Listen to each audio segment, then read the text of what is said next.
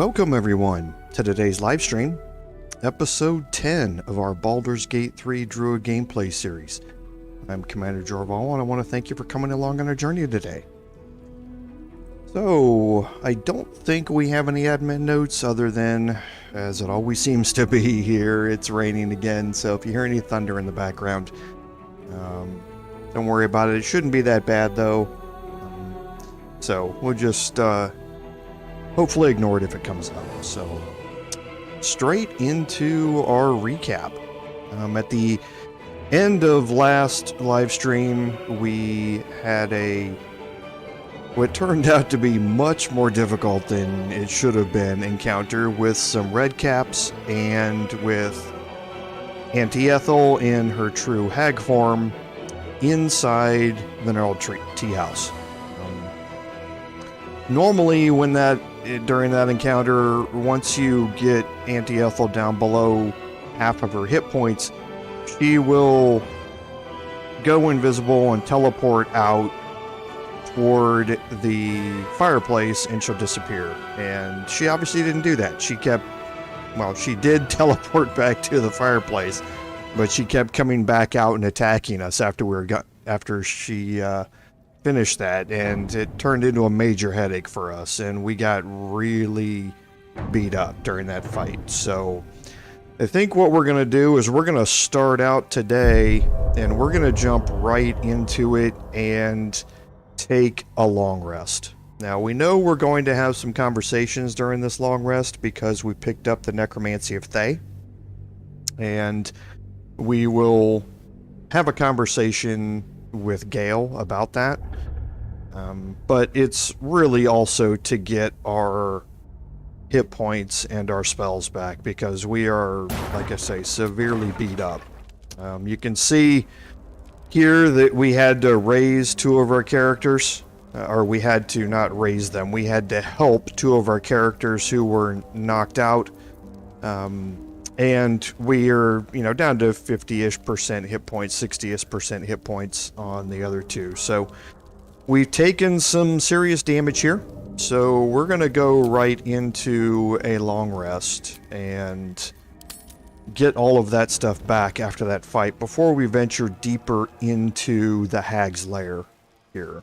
So to start out with, let's look at our inventories and kind of see where we are. Gale is not full, so we will take any additional items that we don't need and we will transfer those over to him to carry. So we do have some camp supplies here. And I think that's it. So yeah, I think that gets us to where we want to go. So looking around here, we've had our conversations before. We do have Withers and Halsin already in our camp, and we rescued Volo. So he's here with us as well. Mind my step. So we'll just go over and make sure that nobody has anything else to say. Okay, so nothing new here. Check with Will. Talk to me. Okay. We can check through this one. The blade comes from noble stock, Chief. Born in Baldur's Gate, bred in the upper city. And a steadfast dagger in my father's side. A different time, a different will. My sticky fingers betrayed me. Always had a penchant for shiny things just out of reach. Inherited it from my old man. Then I went thieving in the wrong shadows. Got myself into trouble. Father shipped me off to the Flaming Fist. Figured they'd teach me a few lessons. I've learned a few, all right. Just not the ones he expected. Okay, so that's it there. Talk to Astarion. Need something? What? Who? What happened? A Gur? What are those vagabonds? Why would they... Cazador. Of course he'd send a Gur to hunt me down.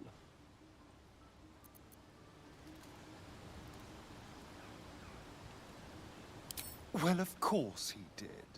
I'm hunting a poor innocent for money. Isn't exactly going to win sympathy, is it? No. I'm here to save you from a monstrous vampire. That's much more convincing. Ah, yes. You don't know. Cazador is a slaver in Baldur's Gate. He captured me a long time ago. Insisted I call him Master. I only escaped when the Mind Flayers snatched me away from him. I shouldn't be surprised Cazador was hunting me. He always was quite, obsessive. It's nothing. They're not special. They're just easy to buy and morally vacuous. Perfect lackeys. But why send anyone after me? Hardly a threat out here. Maybe he wants to make an example of me, to show what happens to runaways. Or maybe he thinks death is too good for me. We just have to be vigilant, keep our wits about us, and kill any monster hunters on sight. And clearly the tadpole. If we can't understand it, we'll never control it. Okay, so this we've already done before. So we'll go over and talk to Shadowheart. Lady of Sorrows, guide us. Did you want something? Okay, so this is the same dialogue options that we've been through before. So we can see if Volo has anything to say. Yes, my friend? I was just settling in and reviewing my latest findings. Mind flayers, cultists, and, of course, your esteemed company. Why, I'm practically an expert. They've tentacles, you know. Quite shocking. The Druid Halson had some kind of mind flare specimen in a jar in his quarters. A replica, no doubt, but truly fascinating to see up close.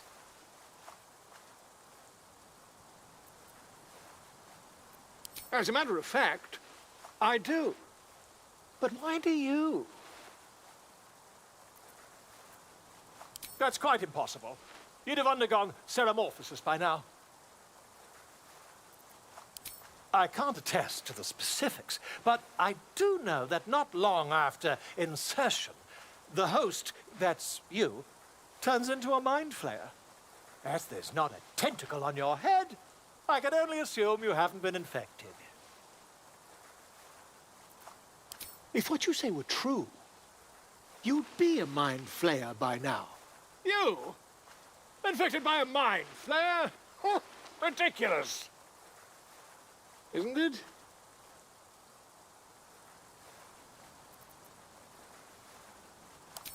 Perhaps that's for the best. I'd be irresponsible not to debunk such a strange claim.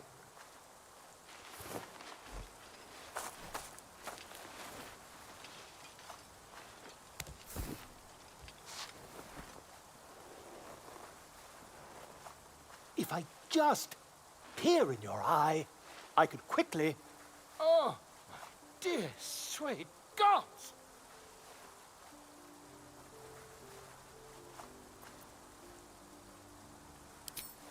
I mean, yes. I suppose I can. I'll need to research the particulars, however. Give me a bit of time, and I'll have this little issue sorted. Okay. So we did get an inspiration out of that. We've already been down this road here with Volo, and we're not going to follow it again. We know what happens when we do. But you do pick up a bardic item here, a light armor that is specific for bards, in that when you use bardic inspiration on somebody, you gain 4 temporary hit points. Not the person you're using it on, but you do. So it's kind of a buff for you by doing something that as a bard you're going to do all the time anyway. So, but that does complete the Rescue Volo quest here. And we are right in the middle of the Rescue Mayrina quest here. And talking to Astarion, he's still holding on to the fact that he's a vampire. He hasn't told us himself, but we know that he probably is. He just hasn't told us that yet. So now we can talk to Gale. Ah, good evening to you. I take it you're here to pick me up on that bedtime story you were promised. Marvelous. It's a story full of answers long overdue. It's the story of a man who fell in love with a goddess. Thank you.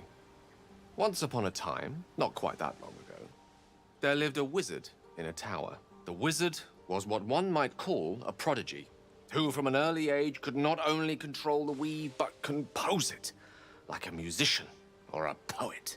Such was his skill that it earned him the attention of the mother of magic herself, the Lady of Mysteries, Mystra. Love. Perhaps it was not quite love, but you see, the wizard was but a very young man. It was most certainly love to him. Mystra showed him the secrets beneath the veils. The gossamer veils first, draped across the weave. The delicate veils next, draped across her body. Chosen one, she whispered, and she slipped them off completely. Yes, until one day, all too soon, the whispers stopped. The goddess spurned the mortal. The veils were drawn once more, and the wizard was left behind, heartbroken. Like so many of the heartbroken, he did something infinitely foolish. One has to think big if one seeks to win back a goddess. So the wizard thought big. In a word, yes. Here goes. Once upon a time, very long ago, a mighty lord lived in a tower. A flying tower, to be precise. I'll save his story for another time, but the gist of it is that he sought to usurp the goddess of magic so that he could become a god himself. He almost managed, but not quite. And his entire empire, Netheril, came crashing down around him as he turned to stone. The magic unleashed that day was phenomenal. Rolling like the prime chaos that outdates creation. A fragment of it was caught and sealed away in a book. No ordinary book, mind you. A tome of gateways that contained within it a bubble of astral plane. It was a fragment of primal weave locked out of time. Locked away from Mystra herself. What if, the silly wizard thought, what if after all this time, I could return this lost part of herself to the goddess? The answer was to try, and the outcome was to fail. Here. Place your hand over my heart. Let me show you. You feel the tadpole quiver as you realize Gale is letting you in. Into the dark. You see through Gale's eyes, staring down the corridors of a dread memory. A book, bound, then suddenly opened. Inside there are no pages. Only a swirling mass of blackest weave that pounces. Its teeth, its claws. It's unstoppable as it digs through you and becomes part of you. And God's is it ever hungry.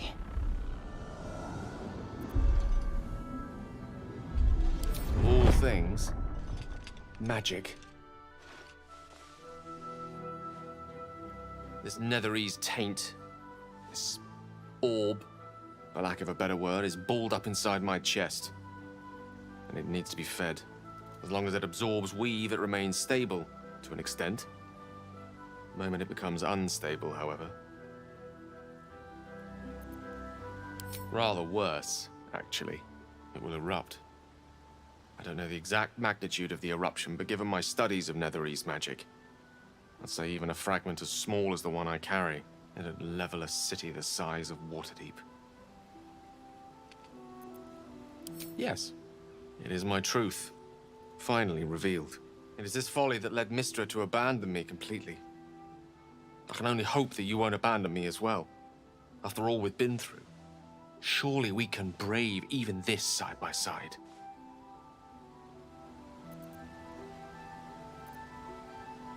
That is a great relief. Your apprehension is most warranted, but oh, a great relief this is indeed. It is an honor to call you a friend. Many challenges lie ahead, but in this moment I believe nothing to be insurmountable. What do you say? Should we call it a night, or do you have questions for me? The orb was kept safe and inert in a pocket of astral plane, suspended in time. If I can somehow manage to expel it from my body while in the astral plane, it will be rendered inert again. Alternatively, I could learn to control its chaotic magic. That is, to succeed where I failed before. Without Mystra's favor, I don't see how that may come to pass. Of course, there could be different answers as well. Faerun brims with more magic than any one wizard could fathom, let alone comprehend. Who knows what outlandish solutions may yet present themselves. I'll be honest with you. I don't know. She's my muse still, the embodiment of magic. But the embodiment of love? Only if we ever meet again will I know. Good night, then. And thank you. Okay, so that reveals a lot of Gale's backstory there, and also lets you in on the fact that he needs to feed this weave inside of him. Let's see if he has anything else to say now that we've gotten that story out of the way. Go ahead. I'm listening.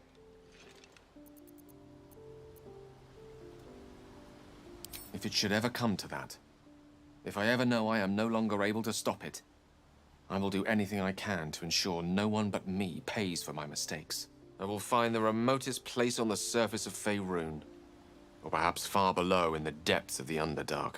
I will await that death, alone. I promise I will not betray your trust. You kept me by your side despite the menace that I am. If worst comes to worst, I will be long gone before the curtain falls. Let's see. I hail from Waterdeep, City of Splendors. I am a wizard of considerable acclaim and scholar of exceptional accomplishment. I have a cat, a library, and a weakness for a good glass of wine. And if the mood takes me, I'm known to try my hand at poetry. There.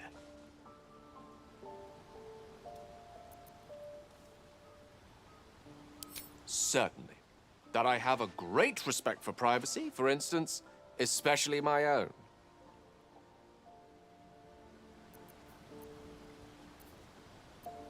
Okay, I don't think we're going to use wisdom here. Ah, yes. Karsus. Karsus was perhaps the most powerful wizard that ever lived. The child who would be a god, the elves called him. And he tried. With a spell of his own devising, he endeavored to usurp in one fell swoop the power of the goddess of magic. Mistral, she was called then. Imagine what it must have felt like to be a god. To know yourself, to be untouchable. To be mistaken. As Karsus aimed his spell at her, she began to unravel, and with her, the entire weave. Too late did he realize what he had unleashed. It would have been the end of everything had not Mistral sacrificed herself. The goddess of magic is all magic.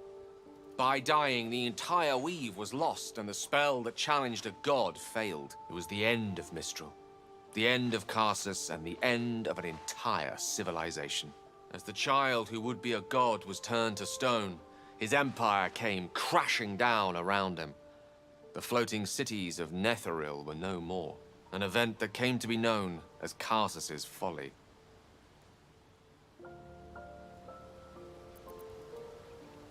For a spell, Mistral was reborn as Mistra. Upon her return, the weave returned with her. Now, so many centuries later, I try to follow in the footsteps of Karsus. Not to destroy Mistra, but to prove my love for her. And try to control only a fraction of the magic that was unleashed that fateful day. I merely sought to return one tiny diamond to an imperfect crown. Gale's folly, one might call it. History, repetition. It's the way things go. Okay, so a little bit more lore there behind what Gale's going through. As we proceed through this, you're going to hear more of that. And we're going to start getting requests from him. But for now, we're going to go to our traveler's chest. And we're going to pull out enough camp supplies to sleep for the night. So here's 30, 35... See if we have anything worth 5 here.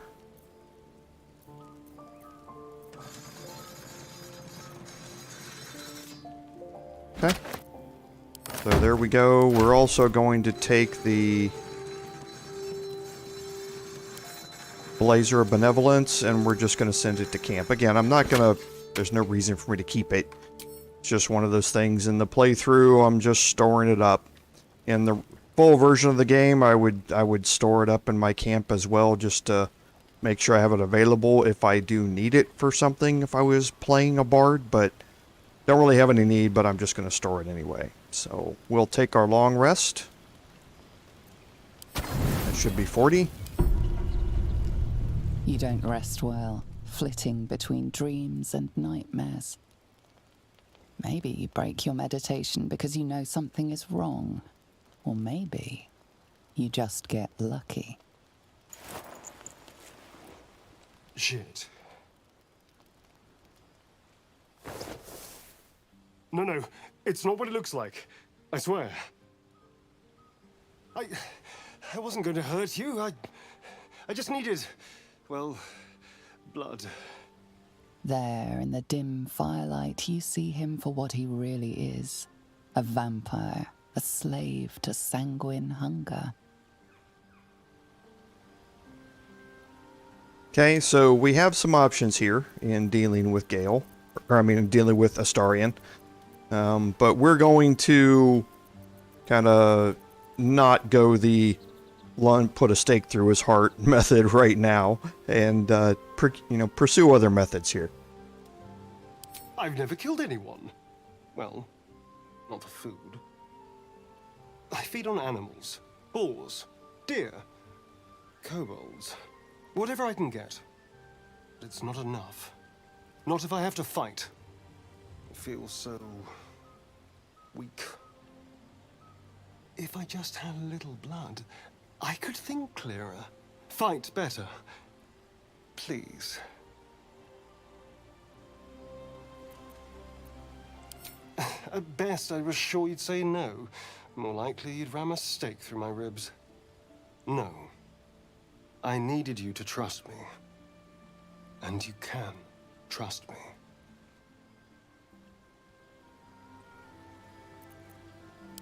Thank you. Do you think you could trust me just a little further? I only need a taste. I swear.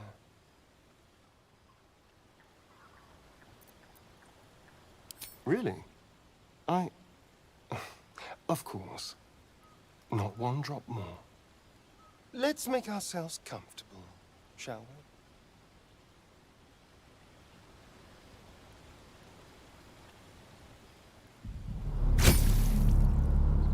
It's like a shard of ice into your neck.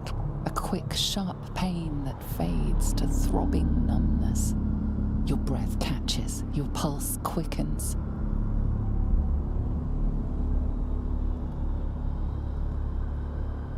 Okay, so here's our first opportunity to end this, or to let him continue. We have let him continue in previous playthroughs. It just gets harder to do it as we go, so we're going to try persuasion first. Both strength and persuasion don't have any modifiers here. And he actually will give us guidance to fight against him, but yeah, see, it's only a DC of 5. The longer you let it go, the harder that DC gets.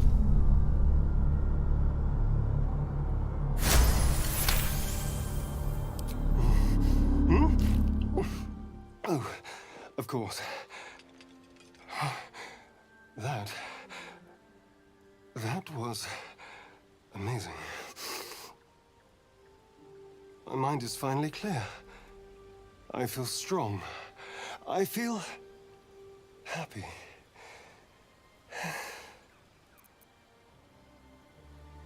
Shouldn't take long. So many people need killing. Now, if you'll excuse me, you're invigorating, but I need something more filling. This is a gift, you know. I won't forget it. You watch as he stalks towards the forest, stronger, more confident, ready to hunt.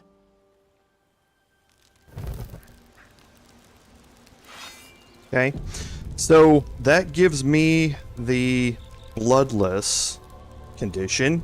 So I have a -1 to attack rolls, saving throws, and ability checks. I can, however, see if I can cast lesser restoration on myself, and the bloodless condition goes away.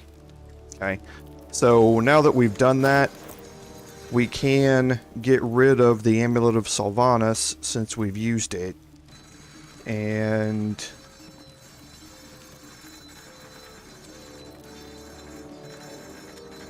see which one we want to put on here. Don't think we're going to encounter any animals anytime soon, so we might as well just apply this one here. And now we can go talk to Astarion. And he's got the happy trait. And if you look at what happy does, he gets a +1 to all attack rolls, saving throws, and ability checks. And now we also have the Vampire Bite class action. So what this does is, when you're within melee range, and once per short rest, you can inflict a Vampire Bite. This gives you healing. They take 2d4 piercing damage, while you get 2d4 of healing.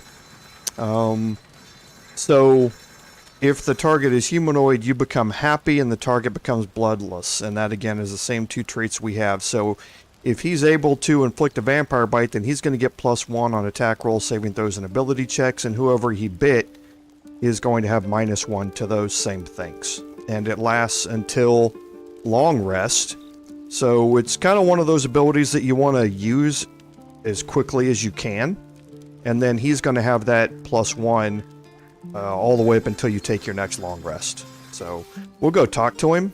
Looking ahead. And see what he has to say. Good morning. How do you feel? It'll pass. Just be glad I'm not a true vampire. A bite from them and you might wake up as a vampire spawn, like my good self. All of a vampire's hunger, but few of their powers. Oh no, I should be cinders in this light. I hadn't seen the sun for 200 years before we crashed here. Someone, or something, wants me alive. They've changed the rules. Standing in the sun, wading through a river, wandering into homes without an invitation. They're all perfectly mundane activities now. As for my other quirks, well, we can figure those out in time. That's my theory, but who knows? I'm just glad you're being sensible about these revelations. I was worried people might turn up with torches and pitchforks. Although there's still time. Hunting with vampires? Never thought I'd see the day. Very well. But I'm keeping an eye on you. And no wisecracks about having us for supper.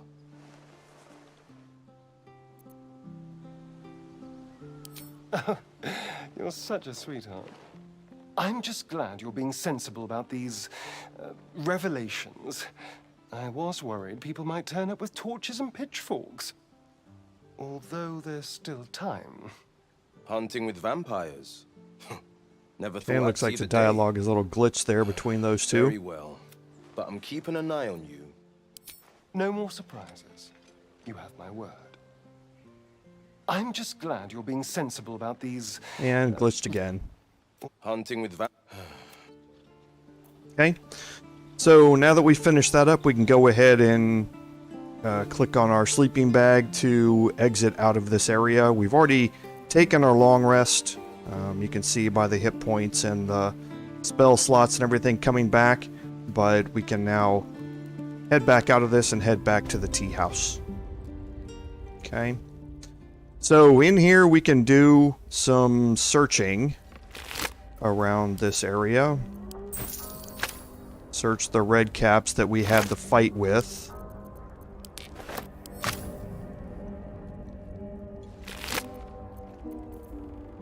Okay, so some camp supplies.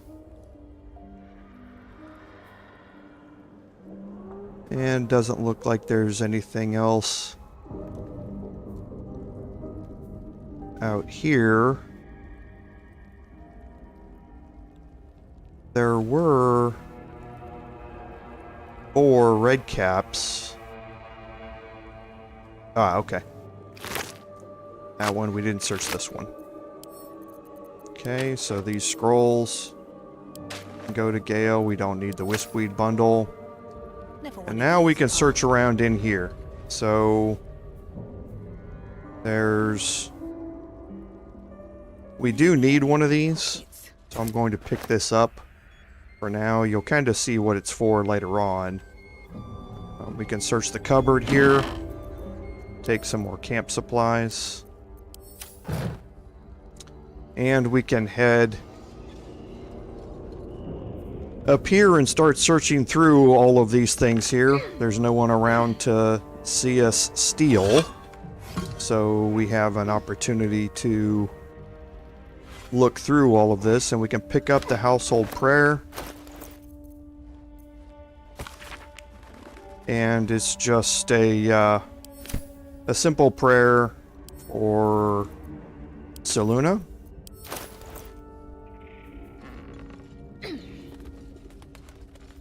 And we can search some baskets for some more camp supplies.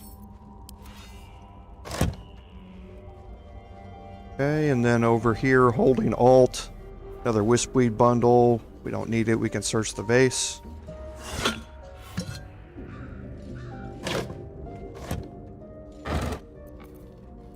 Okay, some more bundles. And now we can go out here on the balcony. And if you hold Alt, you can see we've got some camp supplies. We've got a potion of greater healing. And a letter from M here. Talks about somebody in Baldur's Gate that is working with Ethel. That is trying to find who's in charge of these agents that are trying to kill them. So, interesting piece of backstory that you won't find out more about until, of course, we get to Baldur's Gate as part of the full version of the game. But in the early access, there's nothing else that you can do with it. So now we're going to head up here to this alcove, and we have a whole bunch of camp supplies here. So if you look at them, even the spoiled ones are worth 1 camp supply, so you can just click on everything here and pick them all up.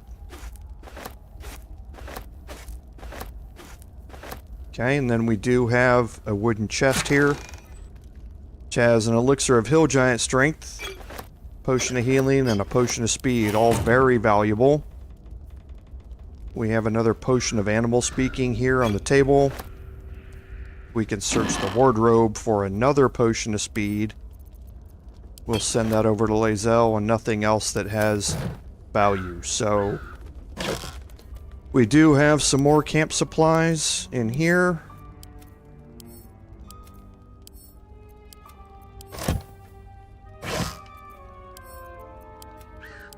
Okay, and there we go. Holding alt, we have a dagger root bundle here on the table, but again, nothing that we need, and we can search this sack.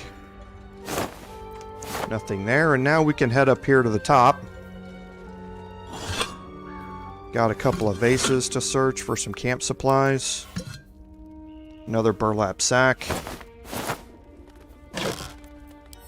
More camp supplies.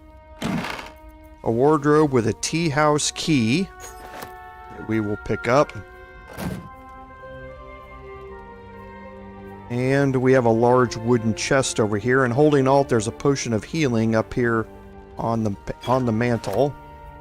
Now we can open the wooden chest for 15 gold. And just search the last burlap sack. So let's take a look at our inventory real quick and see where we're at. So we do not have any potions of greater healing on Gale, so we are going to move one of these over here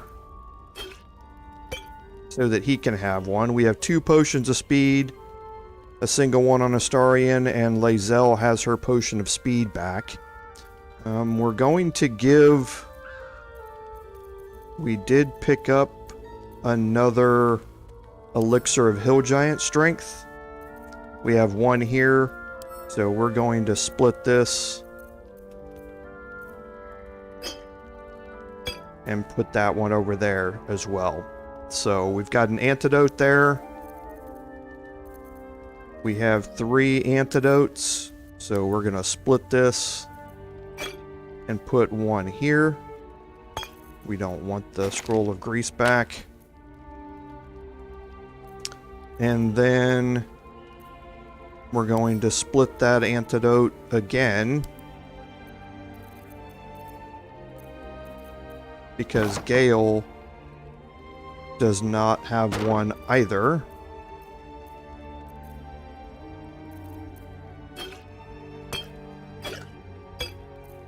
Okay, and then we can send all of these supplies to camp.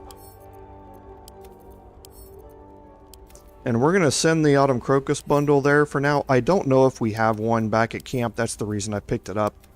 If we do, we don't need 2 of them. But I wanted to keep one to make sure that I had one by picking that up. So, alright, so there's the key that we picked up. And we do have 2 antidotes. They don't stack for some reason. We've got 12 healing potions. So let's split off 3 of those.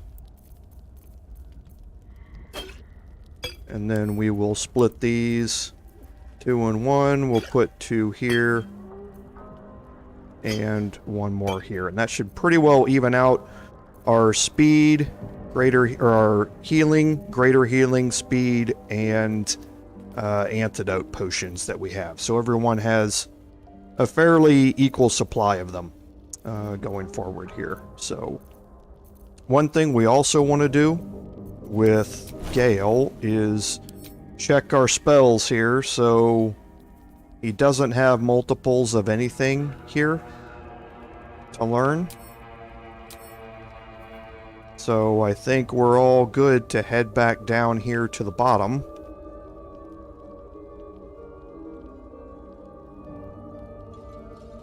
And we can search around down here. So again, we can pick up some camp supplies. There's a crude chest over here. Open up. Got some gold, and some necklaces that Gale will be able to sell at some point. And some more camp supplies.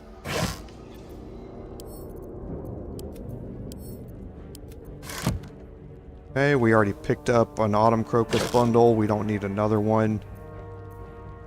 Now, these things, I'm pretty sure there's going to be some sort of crafting component in the full version. So these will become a lot more useful in the full version.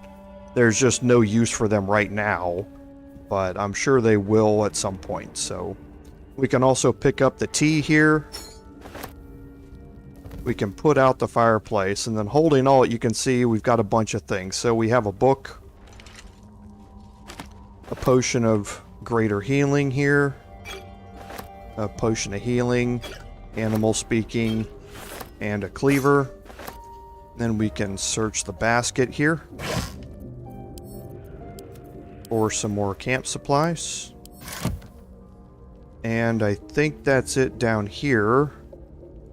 We can, again, in the full version of the game, you'll want to search these bottle racks. There's nothing here in early access, though. Okay. So, looking at what we picked up, send these off to camp. We can read this. It's just a regular book. Nothing special about it. So we can send that to Gale as well as the cleaver, and now we're ready to venture in here. So this is where Auntie Ethel went, and you can see that it leads us into this room. We gain a good chunk of XP, and that reminds me, where are we with our XP? So 578, 553, so around 400, around 500 to 600 left until we hit level 5. So that's going to be a big milestone for us. So now all we can do is head down the wooden stairs here. And now we are inside of the Hag's Lair here. So holding down alt, what we're definitely going to do is hide well, we don't have to here, I don't think. No, we don't. But you can hold down alt and see that we have a rogue's morsel over here that we can pick up. And that's a camp supply. So it looks like it shows up, but I don't know if it's... Yeah, it's not reachable. It's just in a bad spot from a pathing perspective. So we can make our way down here into this area. And we got a quick save, or we got an auto save.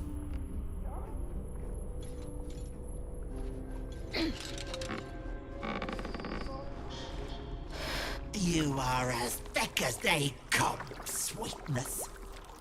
This is my personal playhouse, and you don't have an invite. Get out!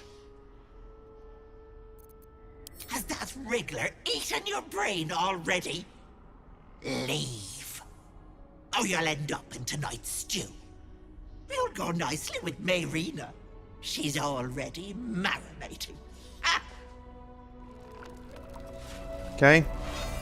So we talked to her and then she took off. Right, and you can see that we have some things happening down here. So we have Magron, who's in stasis and is headless, and the head is there in front. We have a standing mirror and we have a skull here. These are all interactable with, and As you edge closer to the mirror, a pale face appears, contorted in fear. Fists slam against the mirror's surface again and again.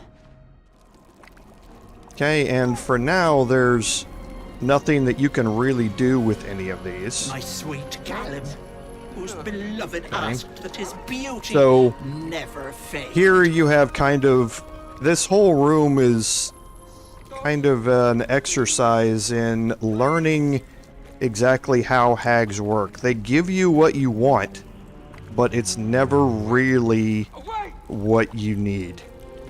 And in that respect, he believed that his beauty would never fade, and he always wanted to see himself, so the hag trapped him behind a mirror. Okay? So, it's going to be the same thing with all of these. Give it a shot. What is this My place? darling Magrin. She wished for the mind of a genius. But So, that again, head crushed me. she wished for the mind of a genius, but she was beheaded instead. So, we can go down here and we can search this pouch.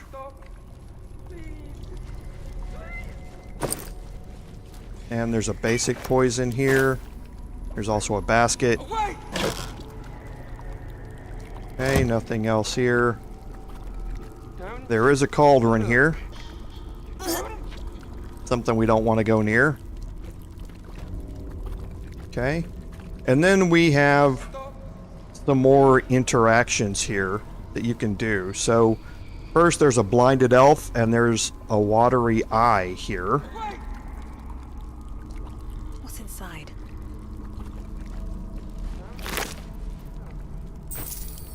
Okay, so there are some items that we can take, and then we can interact with the eye.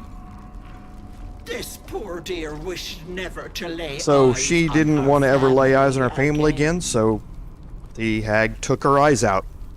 So that's the type of deals that get made with hags. So let's see if we can cast Speak with the Dead on any of them.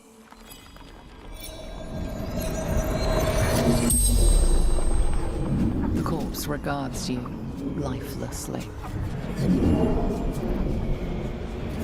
My family took her, my baby girl, pretending she never existed. Told Ethel never wanted to see them again. She took my eyes. They didn't like me having something they couldn't touch. Doesn't matter. Nothing matters without baby girl.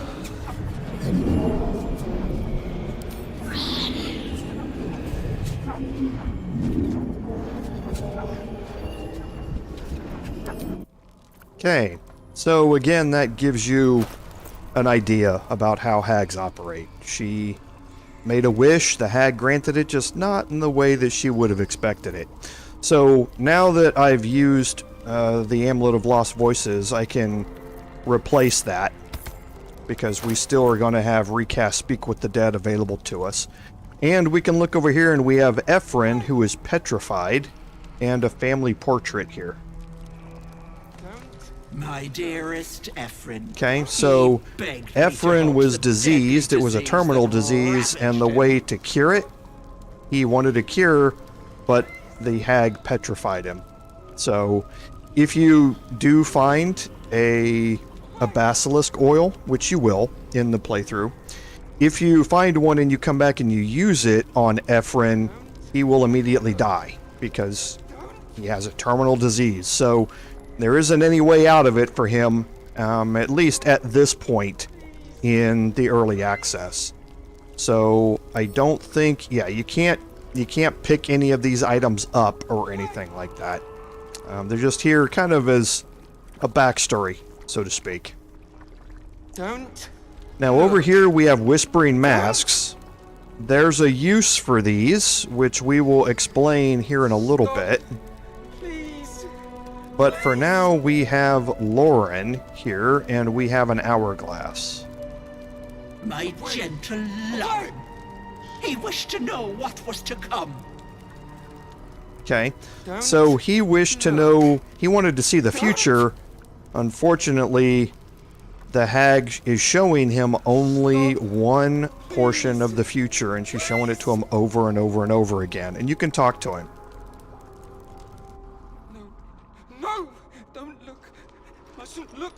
see. I see it. I see what's to come. Me, dead, dead, flesh rotten, bone shining.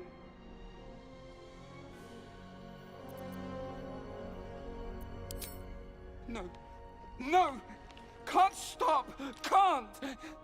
Gods, don't hurt me. Oh, please, please, please, please, please. Ah, no, stop. Trick, trick, trick. They're the monster, monster. Mind dripping, flesh peeling, mind flayer.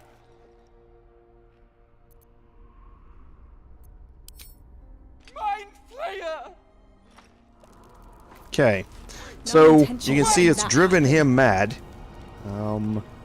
through his vision that he's seen here, and now we have a gnarled door and a studded shield. You feel crushing waves of fear as the presence within the door recoils. It can't let people through, not again. Images flash. A man cowering, a bag open at his feet. Gold coins spilling onto the floor. His cries for mercy are cut short as the hag slices into him, dismembering him painstakingly, limb by limb. She cackles, the man's remaining flesh twisted and contorted, becoming the twisted surface of the door before you. Flee, you feel it cry. A scene appears in your mind.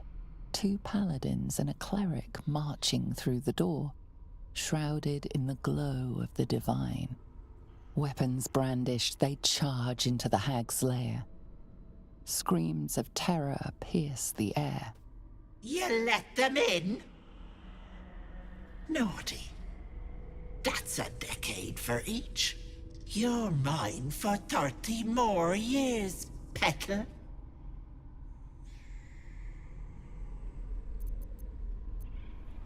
You see an image of blue skies and sunshine as the door shudders a warning. Run. Its form flickers, and you realize that the door is transparent. Okay, so we did pass the Arcana check there and learned that it's just an illusion. He's there to try and keep you from coming through, but there's nothing there except an illusion. You can also use Intimidation and Persuasion if you don't pass the Arcana check. You see the hag, eyes bright with glee, as she sets fire to the door.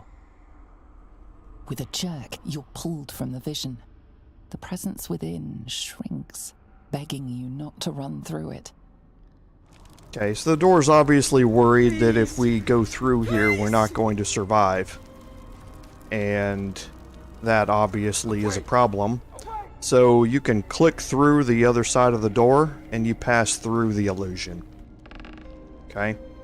Now, in here, you can see we have a hostile NPC pop up on the map. Okay. There are 4 of those hostiles in this room, and there's 2 ways you can go about this. First is you can walk in and you can engage in combat. You can also equip all of your characters with one of these masks that are sitting here on the table.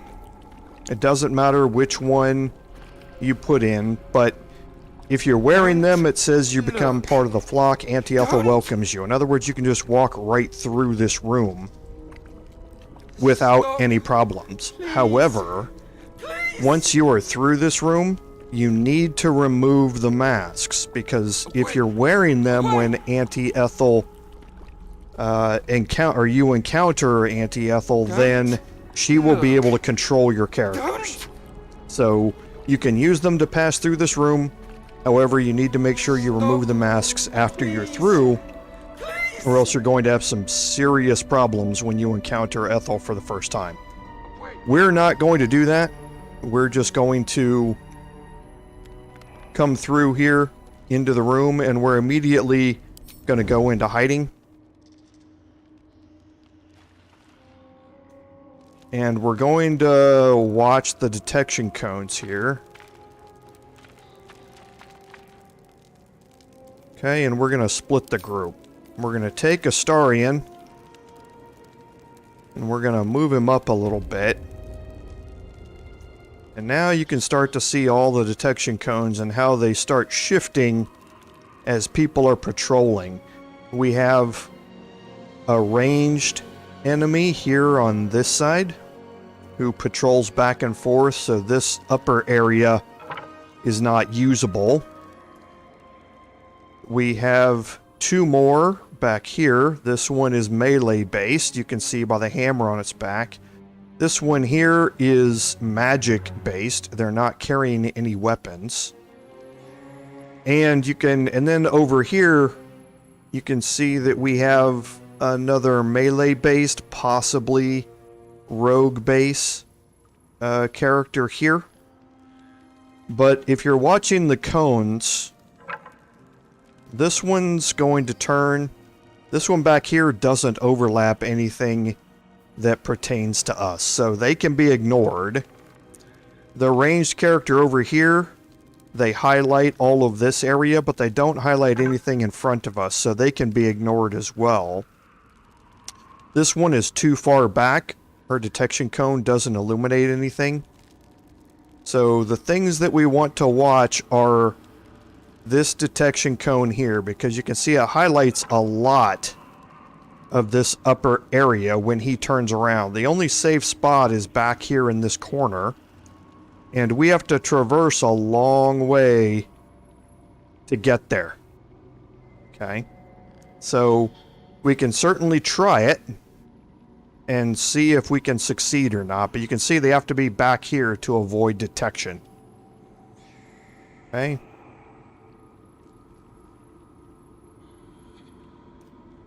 So we will wait for them to complete one more turn here.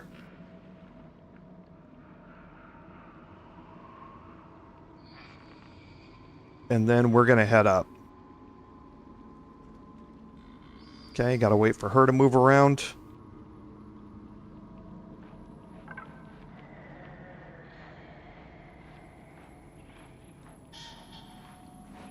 Okay. We wanted to get him a little closer before he moved up.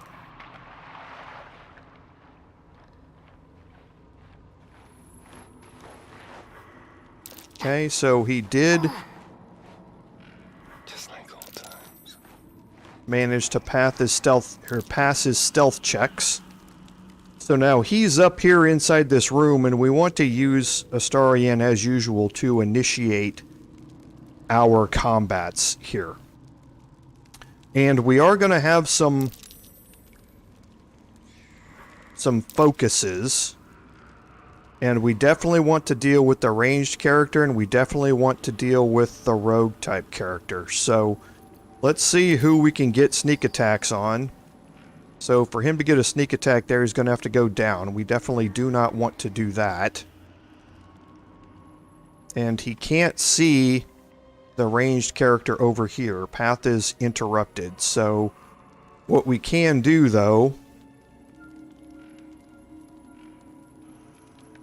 is we will move ourselves when they're both turned away the next time. We will move ourselves up here, and we will do a sneak attack ranged against the Mask of Regret here.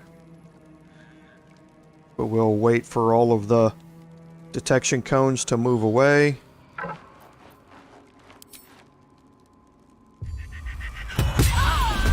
Okay. So that managed to kill the Mask of Regret outright because of the sneak attack. So now, based on the way they're facing this way, and here, still surprised, we're going to get a free attack here. So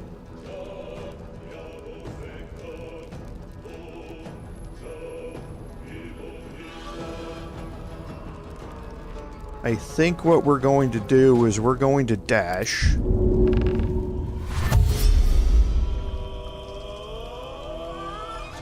And we're going to get down here. Okay, that used up about half my movement.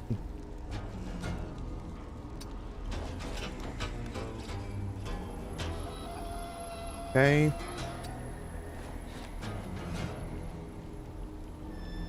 Alright, we don't have enough movement to get up top there.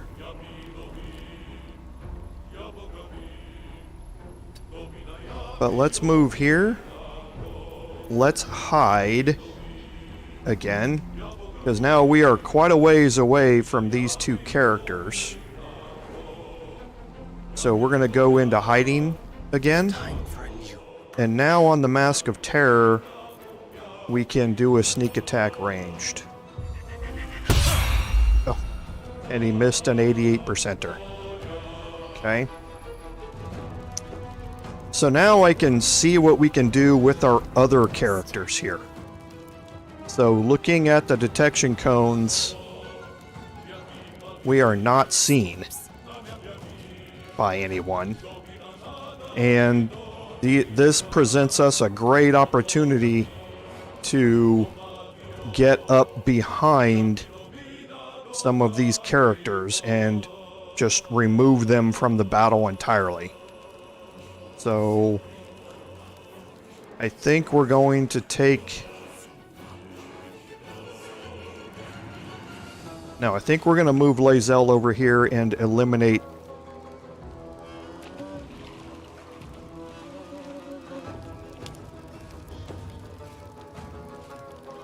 the ranged attacker here. And we're going to do a menacing attack and see if we can knock him out. I don't know if we'll have enough here to do it, but we'll see.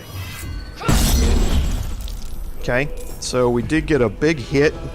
It wasn't enough. So we are going to wild shape here.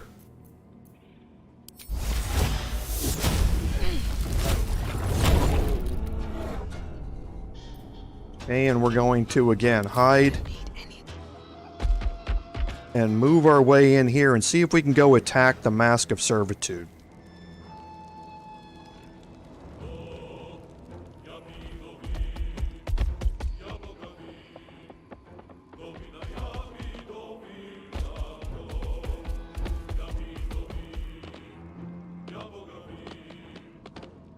Okay, so let's see if we can hit the 98%er.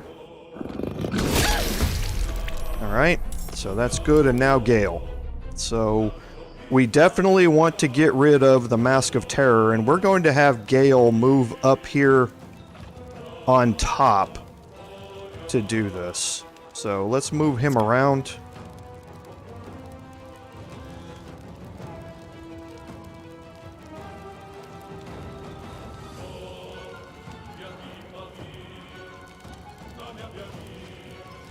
Okay, and we'll have him move up to the high ground. And now here we have 8 hit points left, so his cantrip would only have about a 20% chance to inflict that much damage. So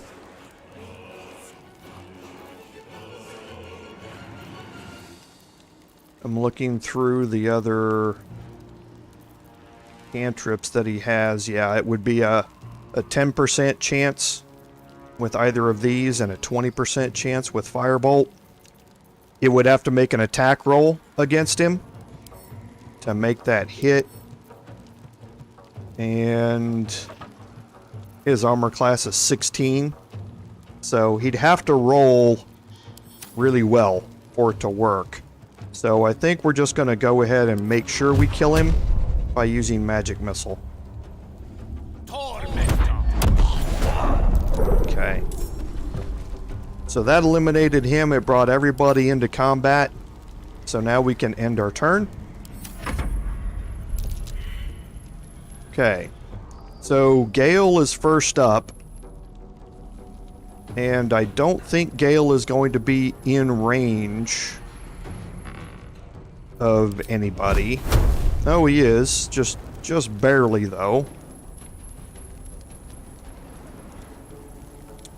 So I think we will... Because the Mask of Vengeance is going to be the next one to take a turn here. Okay. So we did get some damage.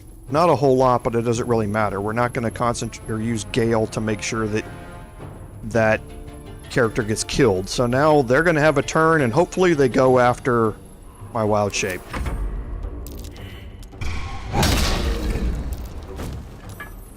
Okay. So now with Astarion, definitely going to dash. Okay, looking at where the detection cones are, we want to move him out of the way of those detection cones. Okay, so that gets him out to here.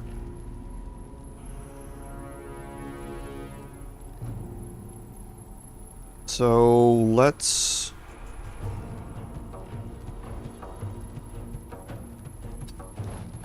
go ahead and try and hide here now. I'll do it my way. Perfect. And now hopefully we can eliminate the Mask of Servitude.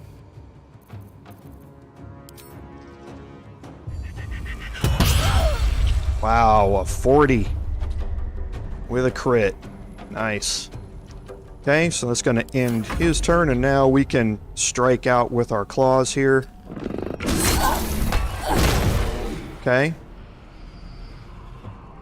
And Vengeful Strike is... He has... Okay, so his Vengeful Strike is now gone. So... Oh no, he does still have... Gains an extra... When attacked, the creature can use a reaction to counterattack with Vengeful Strike. So... We definitely want to try and approach him with ranged abilities if we can. So we're gonna move Lae'zel all the way down here and see if we can use a menacing attack ranged here. Okay, it was a very low percentage chance to hit. And now Gale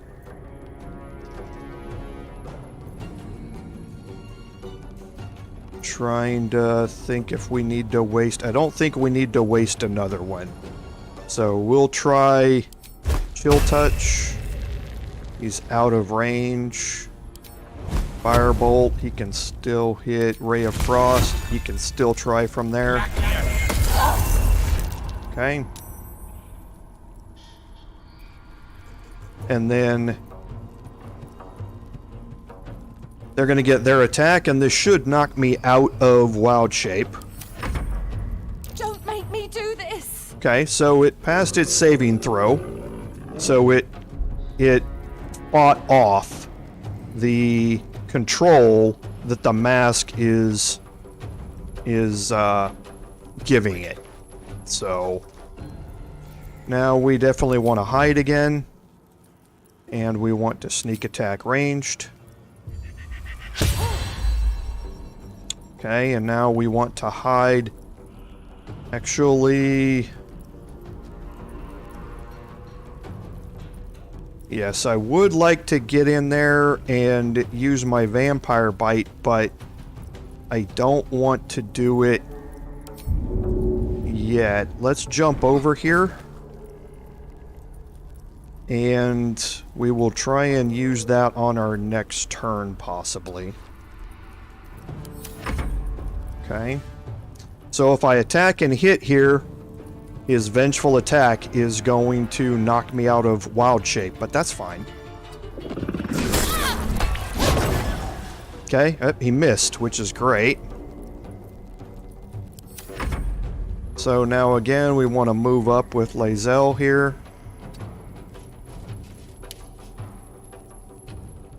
and see if we can do a menacing attack. Again, only a 30% chance to hit. And it worked. Nice job. Okay. Was kind of hoping to be able to get in a bite there using Astarion, but he doesn't, I guess he doesn't need it because he's still happy. You can see up there at the top from biting me earlier in the day. So so we can now group everybody up. We're going to bring Gale over here.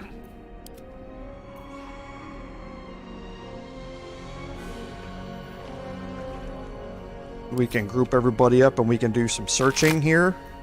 So the mask, they're not worth anything. There's no reason to take them. We can read the note here. So this talks about basically, you know, what she's trying to convince herself to do, even though she's wearing the mask. And the mask is compelling her to ignore all of those things. So the heavy stone we don't need. The poisonous slime bomb we can take. The Mask of Vengeance has studded leather armor. And a warhammer. Holding alt, you can see there's nothing else around here. So now we can head back over this way, and we do have some stuff that we can pick up. And we can search the Mask of Terror. So he's got a longbow, and again some studded leather armor. And there is a wicker chest back here. And a pile of bones we can search for a dagger. And the wicker chest, a potion of healing. I'll just send that to Jorvalin for now. Potion of invisibility. I'll actually send that to Astarion for now as well. We may want to change that, but we'll see. Okay, and then we can head around here. Nothing else on alt, so we'll head over into this corner. There's a pouch over here we can search for some camp supplies. And we can search Mask of Regret for some more armor and weapons. So we will send those to Lae'zel now. At least things have stayed interesting. So now we're done in here. On my way. And we can move out this way. You can look at your map and see that this is the only way left to go still. And this is jumping through this waterfall to get to this side, but you can also see that there's some nauseous fumes over here, and it says it deals poison damage. And it does a lot of poison damage. However, nauseous fumes are also flammable. So we're going to split the group here, and we're going to bring Gale up. And we're going to have him cast a firebolt into the middle of this. Okay. You can see it exploded all of the fumes. There's a ruptured stone here.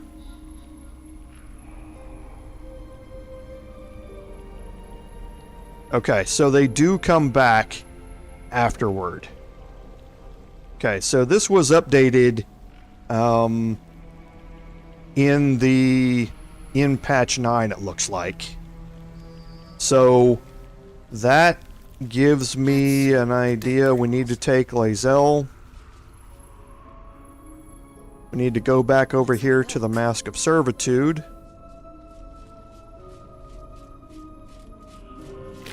And pick up the 2 heavy stones.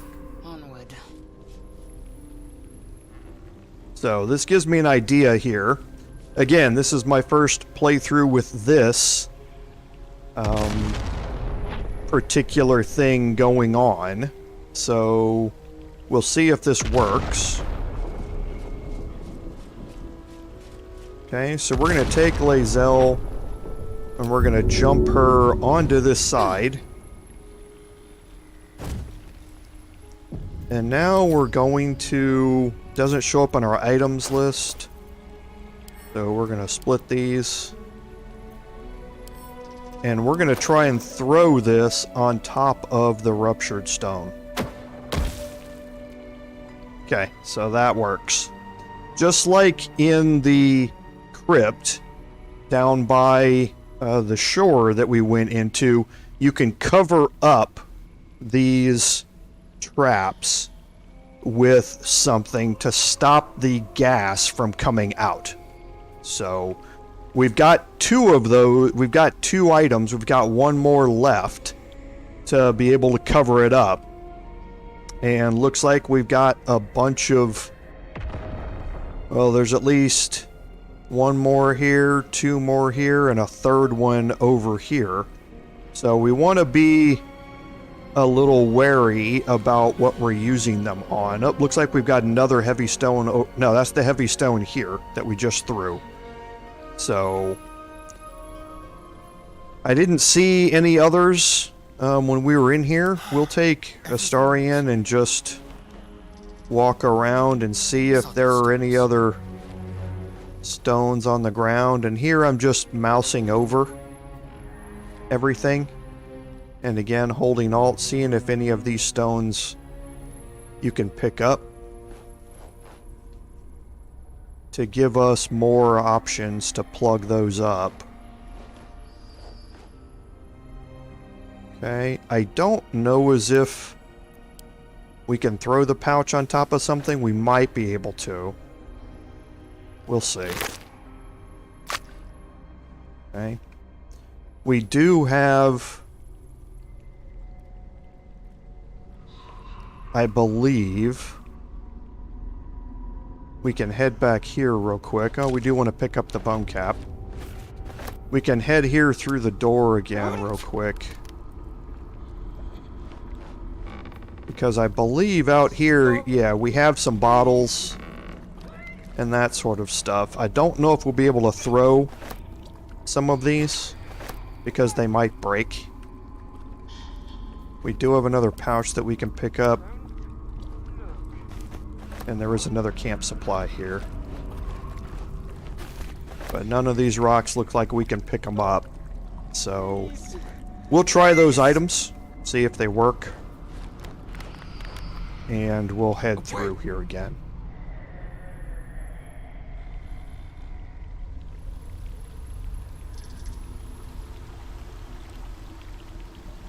Okay. So now that this is cleared up, we can take Gale and jump him across. Kind of move him out of the way. Same thing with Lae'zel. Still alive, so that's progress. We can jump across in our bear form. Best be on my way. And Astarion, we can jump him across as well. Okay. Step quick. So let's head over here. Holding Alt, doesn't appear that there's anything in here. So let's see down here. There's the stone. So let's see if we can throw a pouch on top of this. Perfect. So pouches work. That's great. Okay, so we'll be able to use that. Oh dear. Someone's left a trap. Okay, so we do have peculiar flowers here. So we're going to move back a little bit. Well, hello. And Astarion...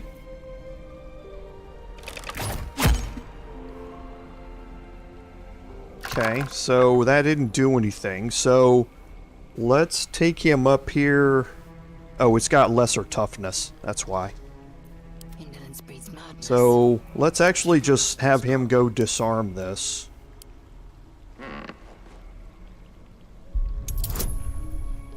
Okay, so he's got a +1 because of his happy. we'll add in guidance, so he can only fail this with a natural 1.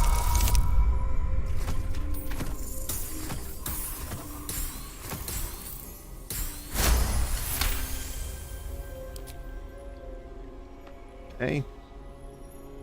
And if I remember right, what those do is that they will... Traps.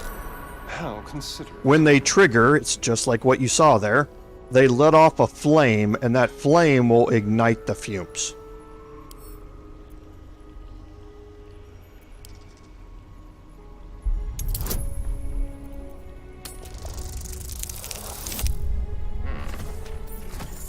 So just them causing the, couple of hit points of fire damage is not the main worry.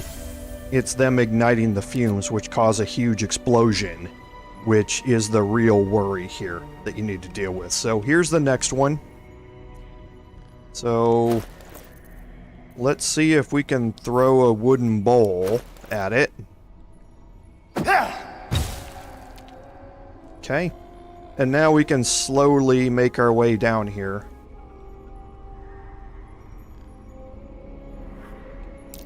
Okay, so we saw this one. Someone doesn't like visitors. Okay, and we still have guidance active.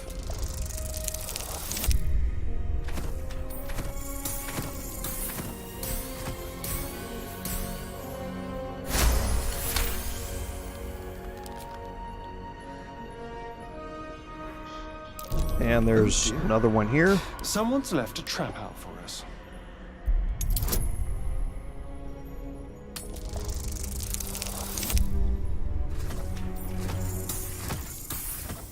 Again, our only way to fail it is with a natural 1.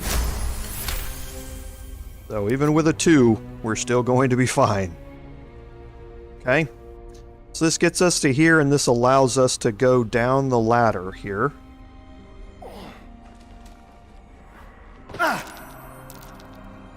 Okay, so we did pass a saving throw there for it. There was another one down here at the bottom.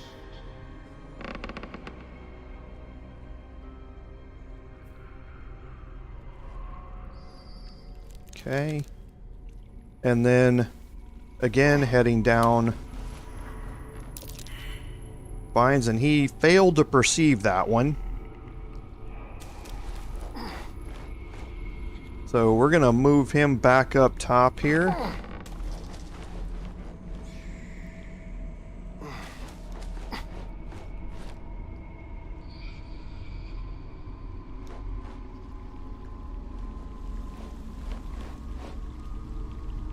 Okay, and we can head over here and climb down this ladder.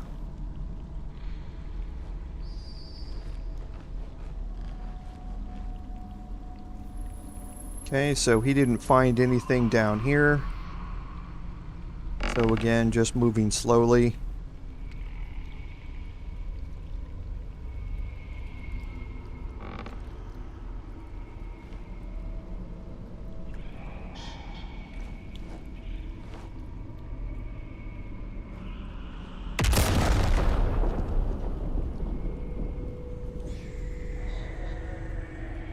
Okay, I'm wondering what that explosion was. Okay. Nothing that affected us. Keep a blade close. Okay, and now we reach into this area here. And this is an interesting area because now we have another one of those illusion doors up here. Now, Astarion can't jump up there. It's too high for him. Oh, he can make it to there. I don't know if this is going to kill him or not.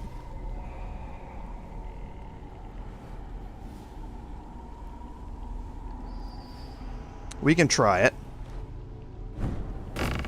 Okay, so we did make it. And again, we have an illusion door. We know that these are illusions.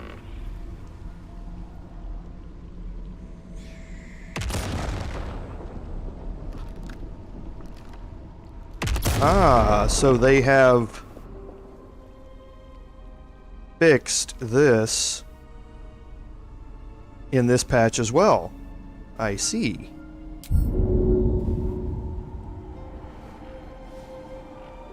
Yes, they have. You cannot pass through this door now. Can't pick it. Can't lockpick it. So, okay. Well, that's interesting. So, when I jump down here, I'm probably going to take a little bit of damage. Nope, I didn't. In the past patches, you could walk through that door, and it would take you into another area, which can lead you into the Underdark. So it was another way to progress into the Underdark.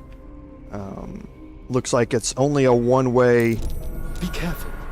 There are traps. Passage now. So, again, we'll do our disarm here. We're going to add in guidance.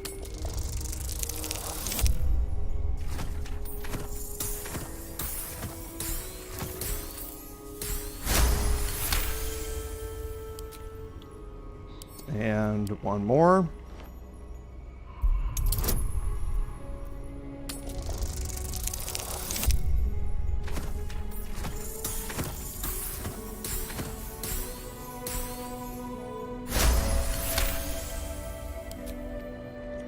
Alright, and then again, slowly gonna make our way down here and look through the clouds. So here is the stone. Let's see if we can throw an earthen bottle at it. Okay, we can. Good. So now we'll again slowly make our way down here. A trap. Someone doesn't like visitors. And disarm these as we go.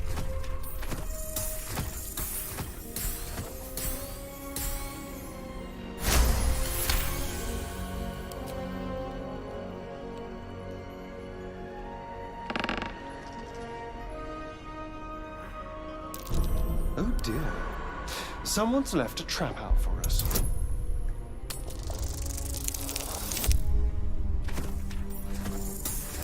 Good, as long as we stay away from that nat 1, we'll be okay here.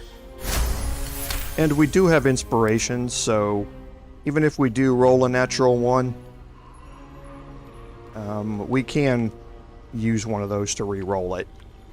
So holding alt, nothing down here but candles and that sort of stuff. I don't believe...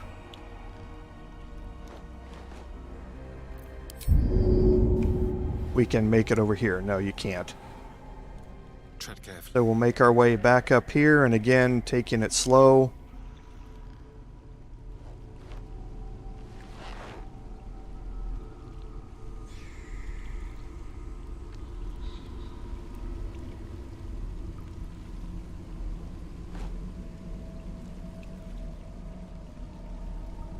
And here is where we failed our perception check. So we're gonna, now that the way is clear, we're going to leave Astarion down here. Assume nothing. We're gonna head back up here. Bring everybody together, and we can bring them all down to where Astarion is.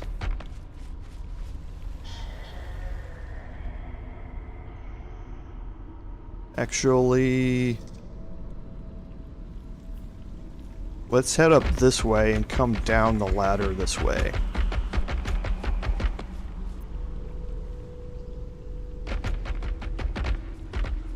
I love watching a ladder or a bear take a ladder.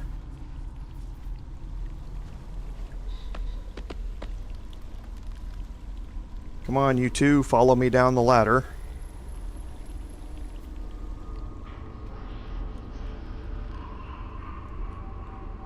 Ah, my bear can't make it through there. Can I jump? Okay, now is that going to bring them down?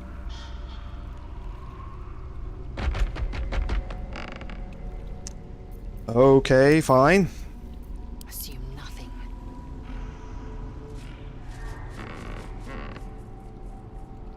Proceeding. My pleasure.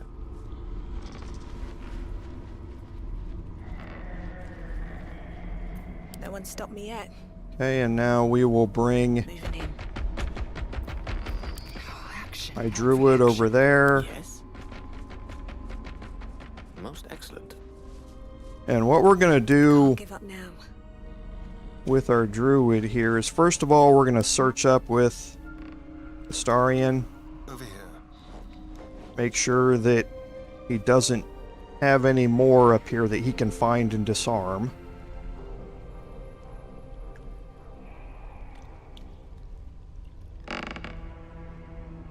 Okay, so it doesn't look like there are any more. So we'll bring him back down here, and now, since we've got 1 hit point left, These boots have we will seen just move up and take the hit. Oh, okay. So, well, it doesn't matter whether we take the hit or not here. Okay, it knocks us out of our wild shape.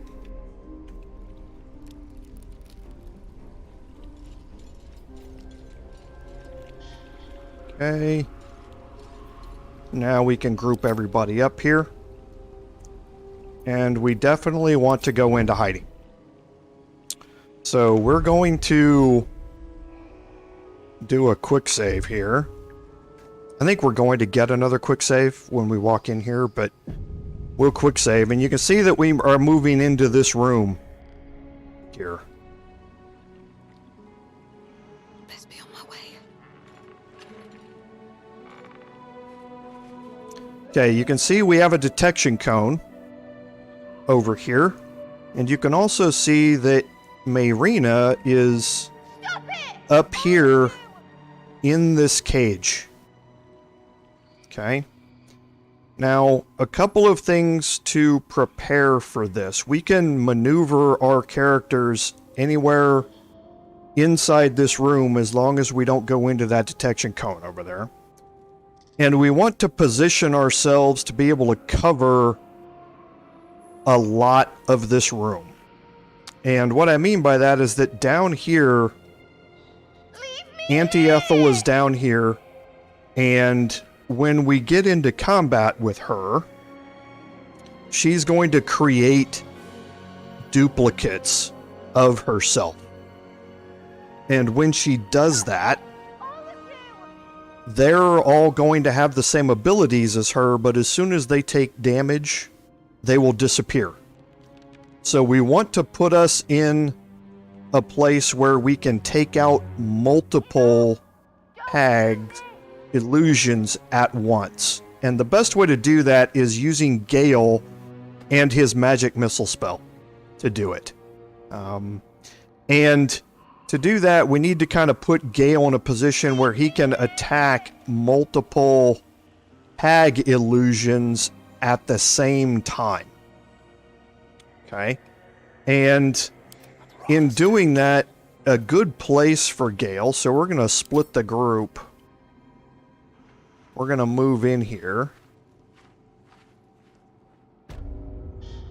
Let's explore. Okay, and you can see Mayrina just popped up on our map. Okay, and we're going to move Gale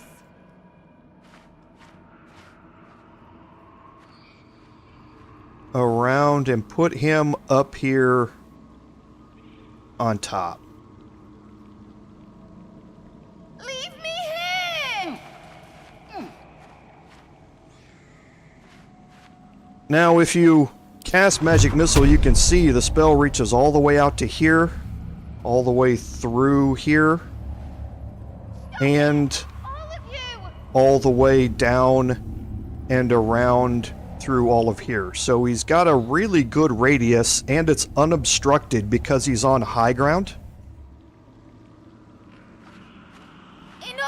So that's a good spot for him to be in. And remember, he has Misty Step, which he can cast as a bonus action, and then use Magic Missile as his action. So he's going to be key to not causing damage to the hag, but eliminating her illusions throughout this fight.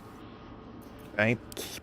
Now, Lae'zel is going to do what Lae'zel does best, and she's just going to get in and cause as much damage as she possibly can.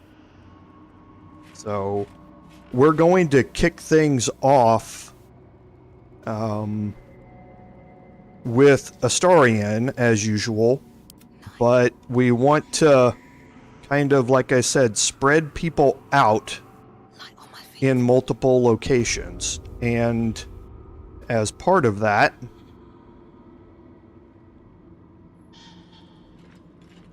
Leave me here!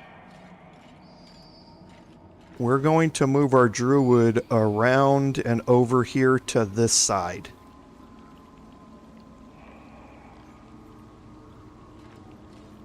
Stop it!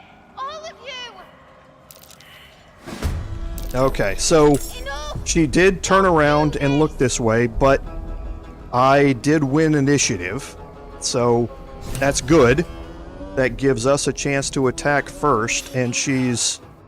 So Mayrina's detection cone is what is overlapping over here, not Auntie Ethel's. So let's see what options we have here for Lae'zel.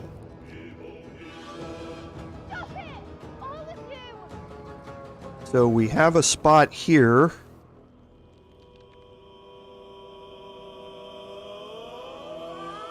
She has really high strength. So can she jump? She cannot jump that far. Okay. So let's see.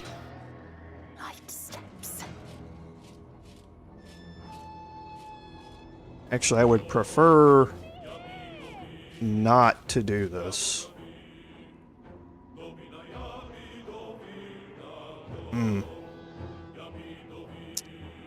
Yes. I think I would actually like to try. This is kind of grouping up two characters here, which I don't like. But normally I would spread them out more than this. Enough! Don't do this! But let's see where we can move. So Lae'zel cannot move to there without going through there. Can she jump there without getting detected? She can.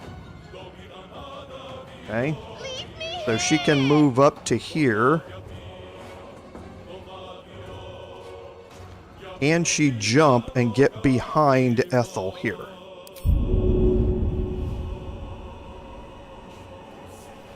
And again, you want to do this without moving her into a detection cone.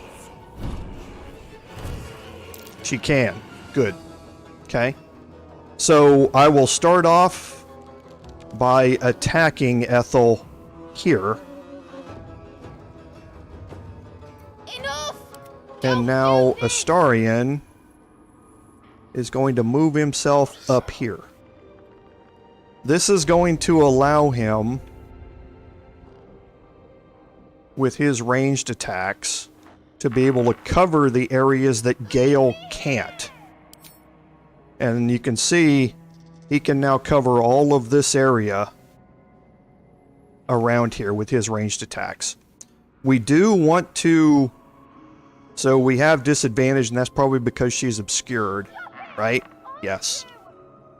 So what we definitely want to do, now that we're here with our range, or with our Druid, is to see if we can cast Fairy Fire in a location that is not going to get us. So let's move up here.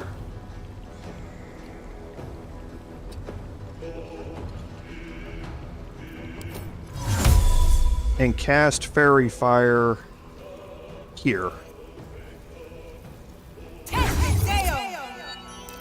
Okay. So now she's illuminated. And then I am going to go into wild shape here.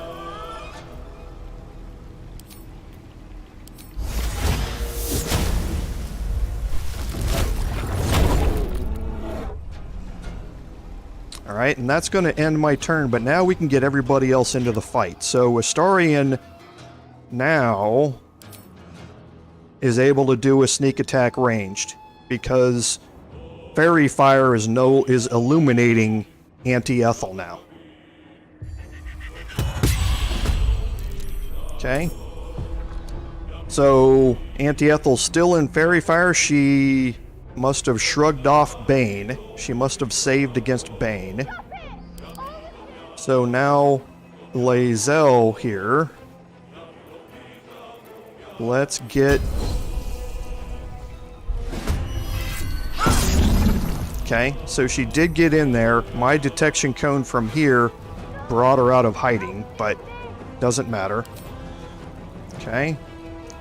And now Gale is the last one. And again, we want to... In this turn, we can actually utilize Gale to attack Auntie Ethel.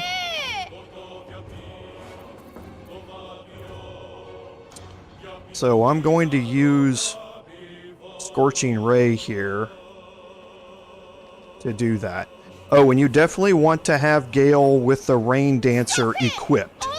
And you will see why here in a second.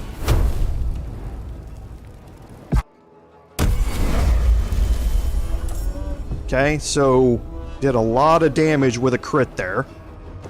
And now it's going to be Auntie Ethel's turn.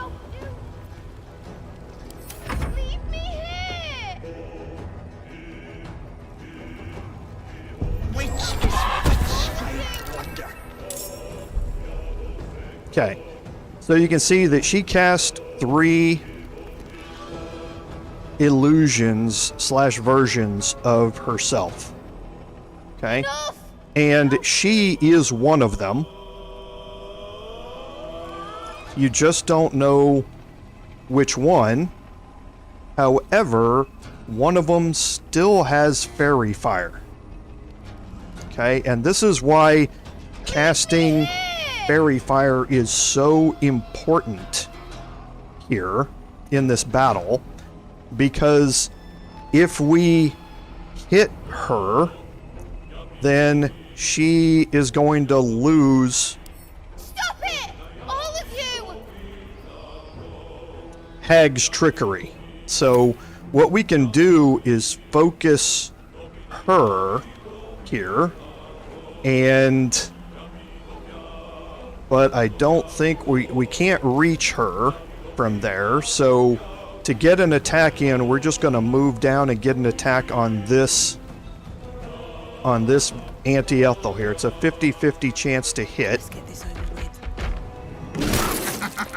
Okay, so that one drops out. We know that this one is her. Okay.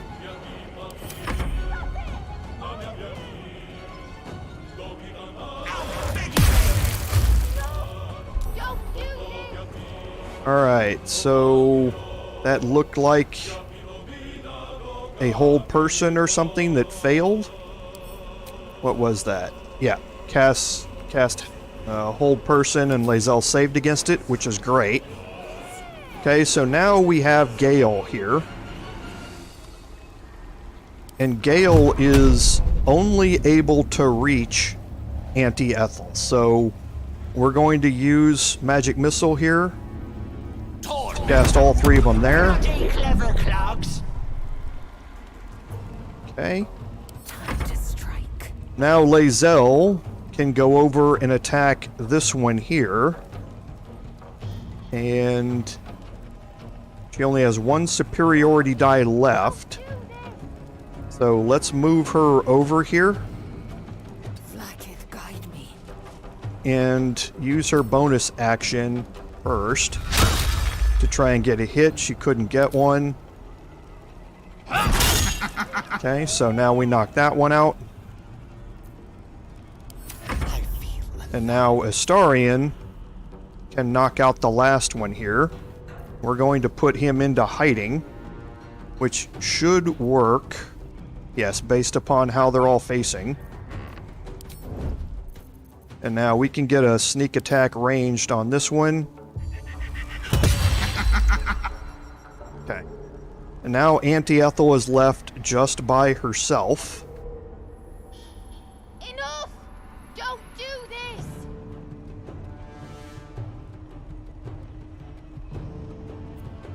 And Auntie Ethel's going to get a turn here. Okay, so she moved out again. Every time she does that, that takes her action. So she's not able to take any other actions during that turn. So here I can't reach anybody. Stop it! All of you! Lae'zel can attack that one. These three, I believe, are all within range of Gale. Enough! Don't do this! So what we want to do is kind of move ourselves down here. Time to press ahead. And we're going to use Goading Roar. So these two are going to be attacking me. Leave me here!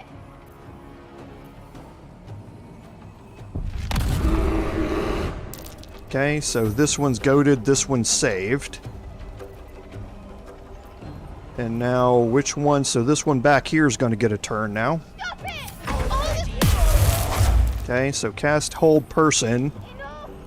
Don't do on Lae'zel. Lae'zel's held. Gale saved. Okay, so now let's see.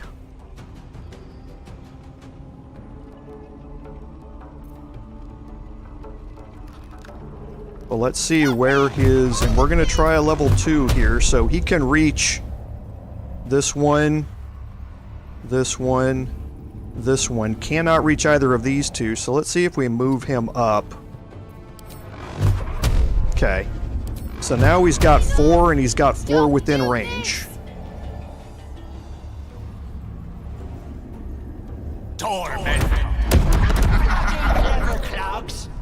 Okay, and that's why you see how valuable Gale's magic missile spell is during this combat. So we now need to get damage done as much as we possibly can on Ethel here. Okay, and that's all that Gale is going to be able to do. Lae'zel was the next one up. I don't think she can jump across that.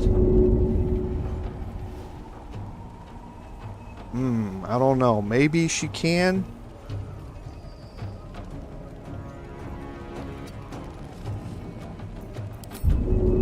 Oh, she can.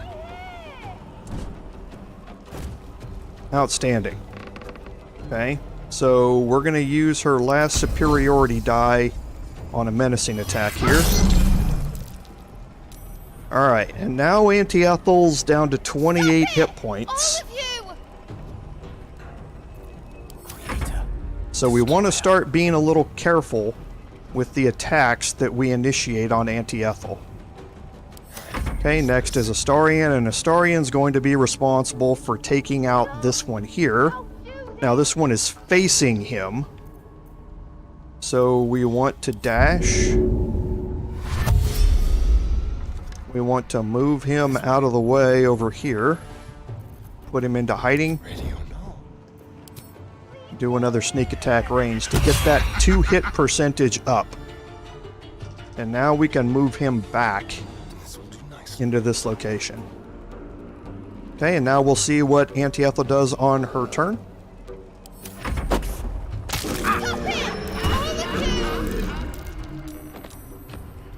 Okay. So it looks like Fairy Fire has been broken. Alright. And we have disadvantage on the next attack roll, so that's why we're down to 25%. Okay. We couldn't reach anyway, Looks like we can. We might as well take the 25% chance. Okay. It missed. We expected it to, though. Stop it! All of you! And one thing that has not happened here is Auntie Ethel has not used a bonus action to throw a firebomb at the cage.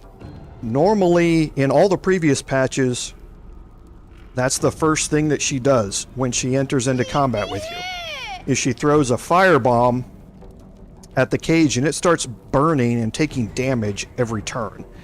And the cage has a certain number of hit points, so if you want to rescue Mayrina, you have to put the fire out before the cage burns out. And that's why you have Gale with the Rain Dancer staff, so that he can cast Create Water on the cage. And that will put the fire out. But we haven't had to do that yet. So let's now cast another guaranteed to hit. We're trying to get another 18 hit points gone from her. So I think what we're going to do is we're going to go with Astarion first. And from here, he does, yeah, he's got, because she's obscured. So it's a normal ranged attack here. We can go into hiding, however.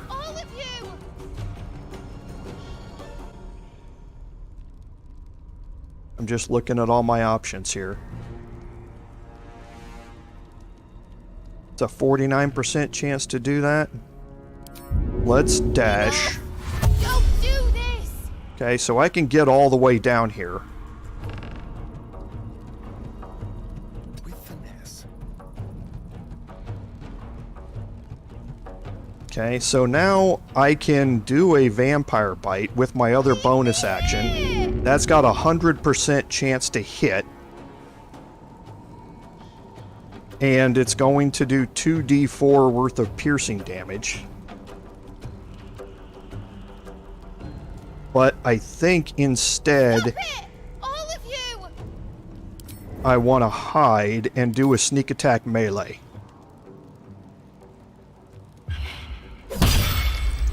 Okay, so that got her to 11 hit points. Enough! Don't do this!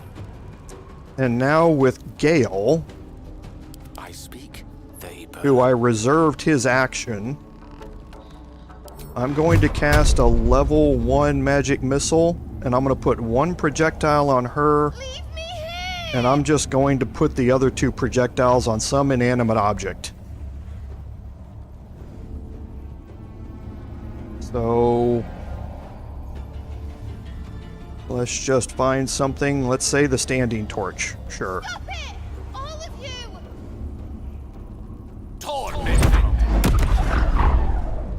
Okay, so she is now less than 10 hit points. Okay. So we're going to end Gale's turn. We're going to end Lae'zel's turn and end Astarion's turn. And she should want to give up here. Okay.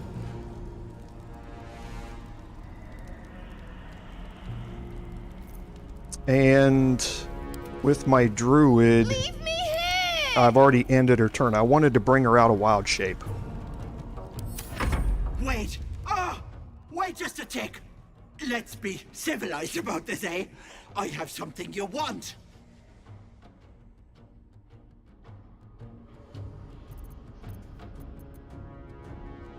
I knew I liked you, dearie. Let me leave with the girl, and I'll give you power. You want to be stronger, tougher, smarter? Done. Anything is possible. Just let me keep the girl and her babe. It's your choice, sweetness. Okay. So, we have some options here. And again, unfortunately, this is Astarion who is going through this, so he does have some deception proficiency here.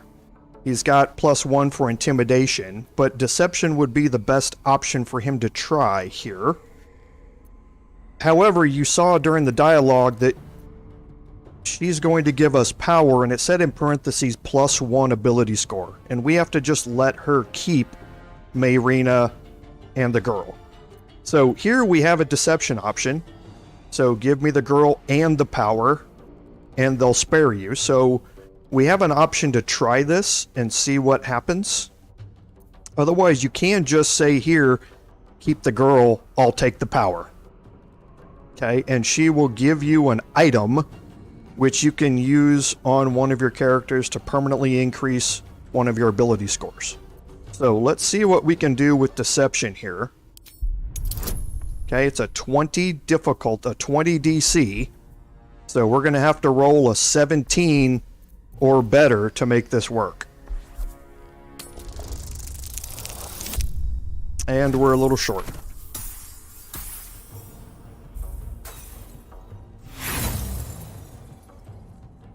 Okay, we can use an inspiration. We've got 4 of them. There it is. Okay, let's see what happens. You greedy little bollocks. Fine. Here.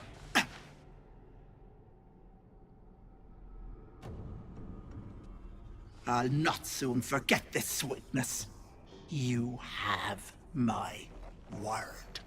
But the deal. What about my husband? What happens to him? Deal's off, you dumb cow. And you've him to thank for it.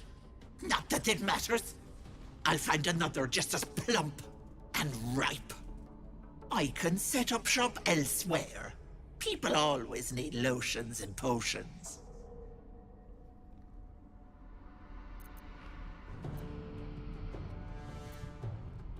If I ever see you again, you'll have a tentacle for a tongue. Bye-bye, Petal. Okay, so here you can see that we have a choice here with Auntie Ethel's hair. So it didn't used to be this way. This is the first time I'm seeing this. But here we have to pick which one we want here. So looking at the inventory, again, it's hard to see because my ability scores, I'm in wild shape. So my strength, dexterity, and constitution are because of the bear. Can I dismiss wild shape here?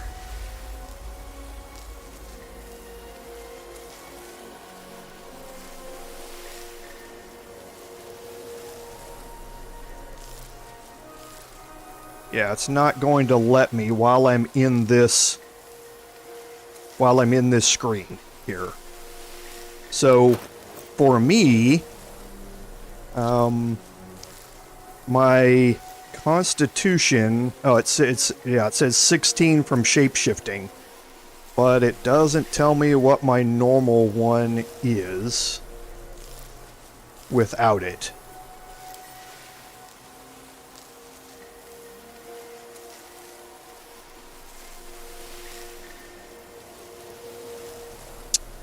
Yeah, I wish I could see what my previous one was. What my previous constitution was. Because right now, everybody, if you look at the...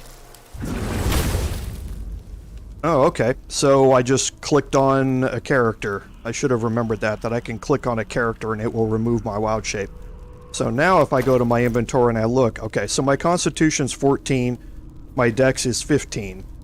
These are going to allow me to have a permanent +1 bonus to any of the skills, and I can apply this to any character. It doesn't have to be me, but what this would allow me to do is take my dexterity up to 16. So this would give me better initiative rolls, as well as I'm already +2 to dex, and my I'm limited to +2 for my scale mail. So my armor class would not go up 1 because of it. So I'm trying to look and see...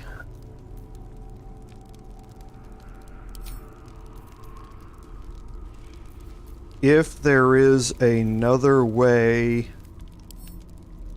Okay, so I can examine everybody this way.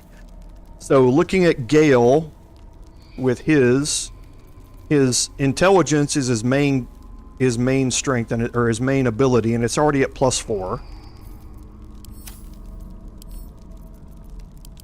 Astarion's main ability is dexterity, and it's already +4. But he has, his only other odd is intelligence, which doesn't really matter one way or another for him.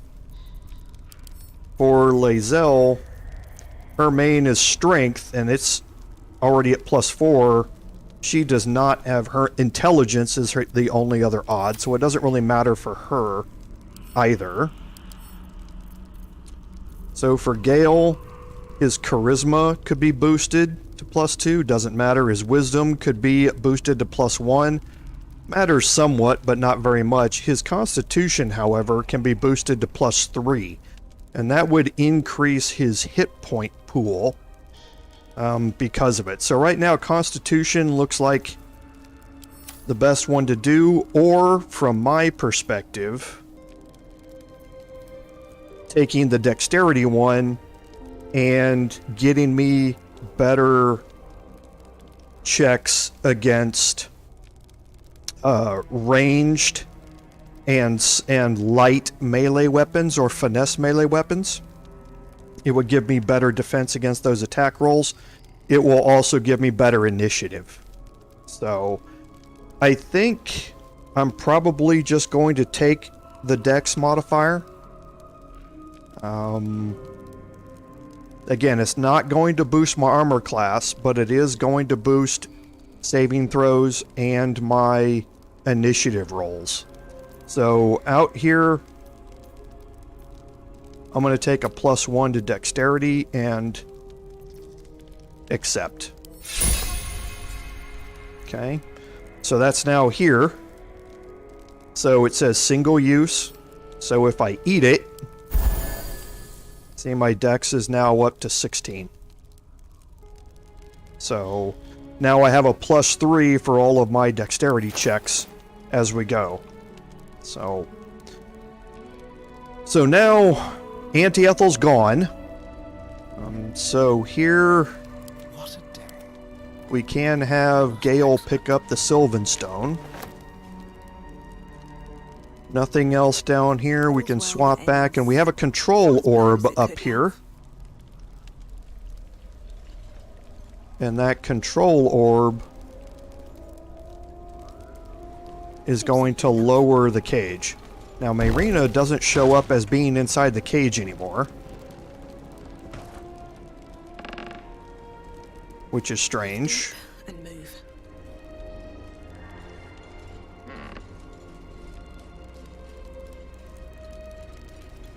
Okay, so we're evidently not meeting Mayrina here.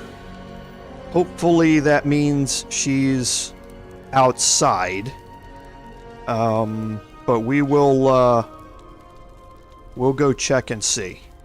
So for now, just going to walk around the rest of this room and make sure. I would like to be able to grab some of these, you know, Hagraven feathers maybe, but it doesn't look like we're able to. And I'm going to hold Alt and just walk around here and make sure that there's nothing else that I can explore or pick up. Be wary. This place is trapped. Oh, okay. So I walked right by that one. Okay. So it doesn't look like there's anything else. So we're going to go head down through this wooden door.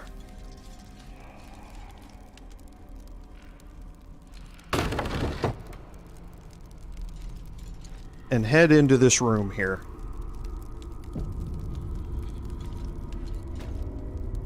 Now in here, you can hold Alt and you can see that we have some camp supplies. sitting around here. Okay, looking at the counter here, just some earthen bottles. Now up here, we have a potion of speed. There's a couple of letters. Okay, so here she's sending a letter to somebody. And this somebody is the one that let her know about Mayrina, a mother with a failing mind, somebody that she wanted to try and bring in. And this is the letter to her. So, a client fled Baldur's Gate without payments. Without payment, his agents were tracking him down and was heading into her territory. And he says that if Auntie Ethel can capture whoever this is, then in exchange, he will give her information about Mayrina. So that's obviously taken place because Mayrina was in Auntie Ethel's possession. So maybe in the full version of the game, you'll learn something about this client that has been picked up by the mysterious M. Okay, so now also here on the table we have the Ever-Seeing Eye. And we have Bitter Divorce. And we're going to remember those two things. We'll come back and pick them up here in a minute. Or look at them here in a minute. We're going to walk over to the chest. We've got Greater Healing, Speed, and Vitality. We do have a heavy chest over here. And we have a bunch of rings. All of those should be able to go to Gale without overloading him, I think.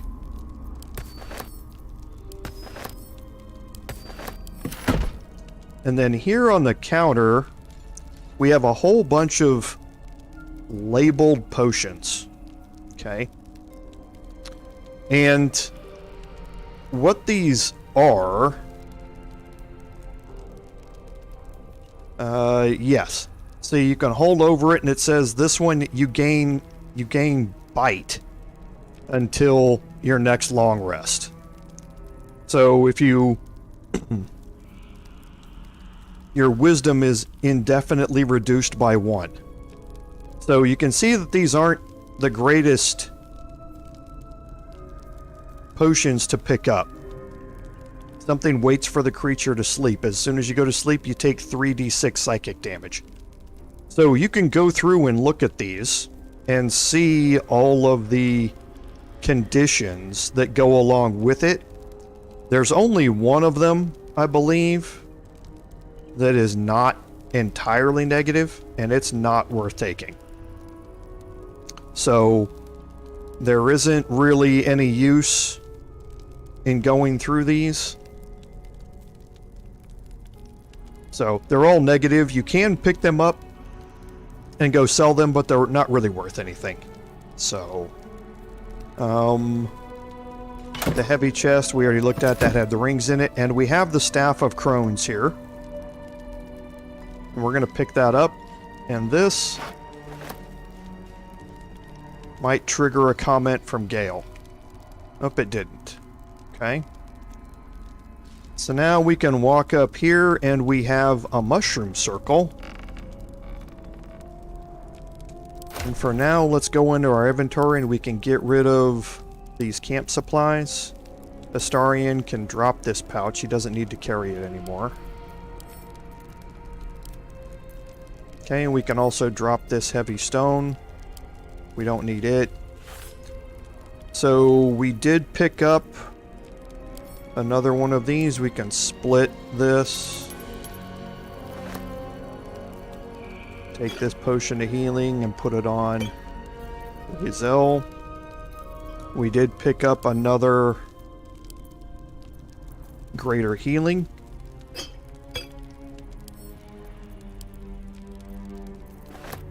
So we'll put one here and put one back here. We do have some camp supplies that we can get rid of.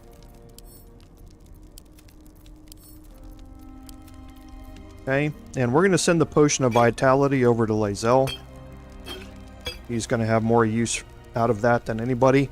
And we picked up the Ever-Seeing Eye. The Ever-Seeing Eye is an amulet that allows you to cast protection from evil and good. Now, the spell Protection from Evil and Good is a concentration spell. So if you get hit or you cast any other spell that doesn't need concentration, then it's going to disappear. It lasts until the next long rest, and what it does is the target can't be charmed, frightened, or possessed, and when any of these creatures, celestials, elemental, fae, fiends, and undead, attack it, they do it with disadvantage. Okay, so it can be something great to cast on somebody, and then once it's active, then unequip it and replace it with something else. Okay, so it's something else to keep around. And we picked up the Staff of Crones. Now, I was looking at something else. Okay. So the Staff of Crones is a staff that lets you cast Ray of Sickness. Now, this is not a one-use thing. You can cast Ray of Sickness every turn, if you would like. So it's a great damaging staff to use. So we are definitely going to give that to Gale. We're going to have him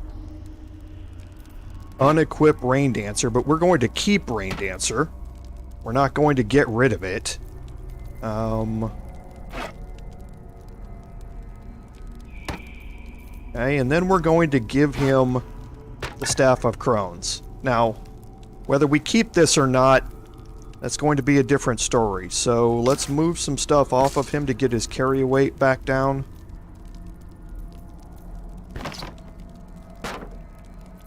Okay, that should be good.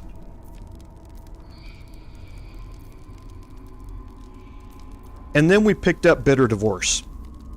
Bitter Divorce, if you look at the description, it says it's a stick that's got hair and flesh sticking out from it, and the word Connor is scratched into the surface. Connor is the name of Mayrina's dead husband.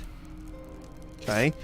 And this wand is going to play a part in finishing this off. Okay, so now we've collected everything in here. We left the letters, but we, again, don't need them. So now we can take this mushroom circle, and it teleports us out here into the putrid bog. Okay, and now up here, there's a moldering coffin up here, and we can do some exploring down here. We can break the group and just explore out here on our own.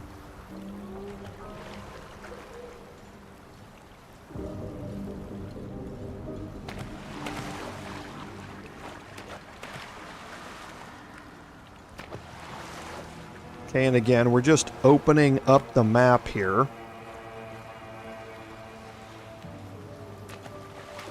Because there isn't anything to explore out here, at least in, again, early access. So, just opening up the map and getting us back here. This stairwell takes us back up here to the top, but we're going to get everybody to meet up with me here, so there are two ways up here. You can climb up here, or you can take that stair or that walkway around. So we'll just go over here and take this walkway up. The quest marker leads you back inside because there's, in the previous patches, there was another way to get to the Underdark from in there. There does not appear to be anymore, unless it's now opened up now that we've killed Auntie Ethel, or we've banished her, so to speak. And it looks like Mayrina is not out here. Before we deal with this, let's climb up top here.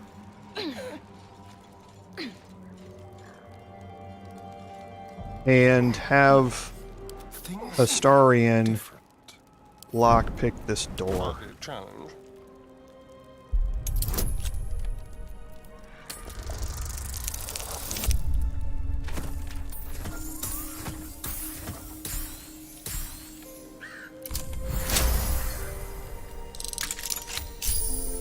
Let's get going.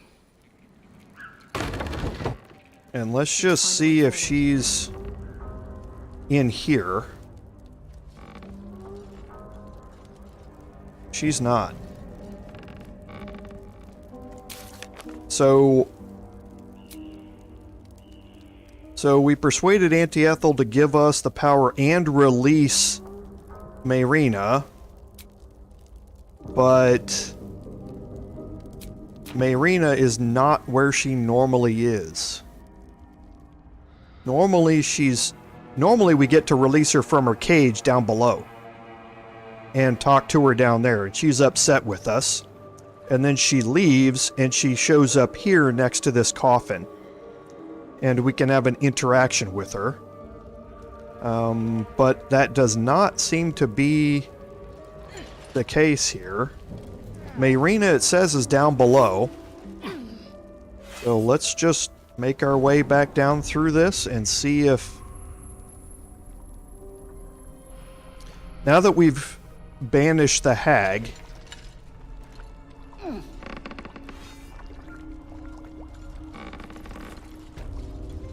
we can have a different interaction with Lauren, because see, he's no longer mad. He's no longer seeing his death. Is the hag gone?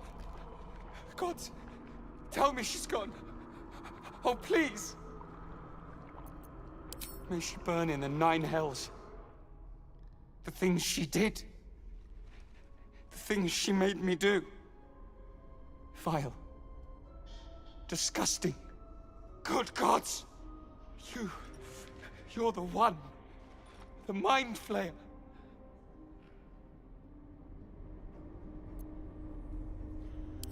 No. You don't understand. You kill them. I saw you screaming, covered in your own insides as that thing bursts out of your skull. You change, skin ripping from your body, and then you butcher everyone around you.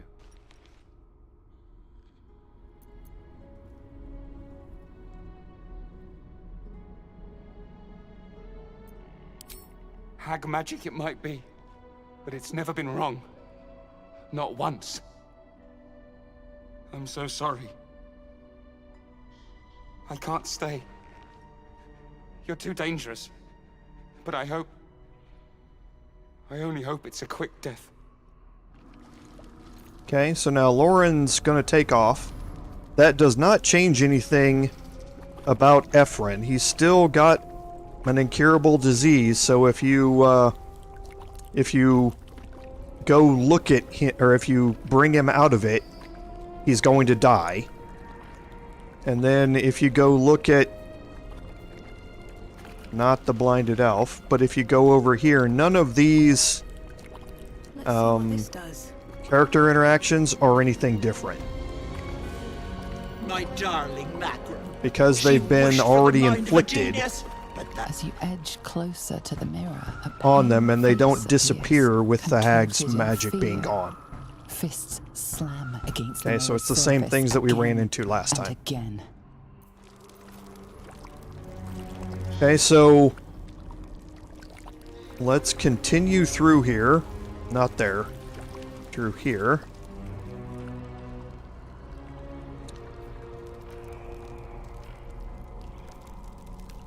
Yes, and it's still showing a quest marker through here.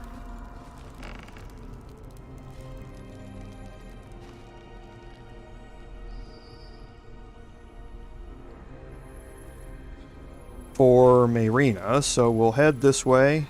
Yes, it's still showing a quest marker here. I hope this hasn't bugged out.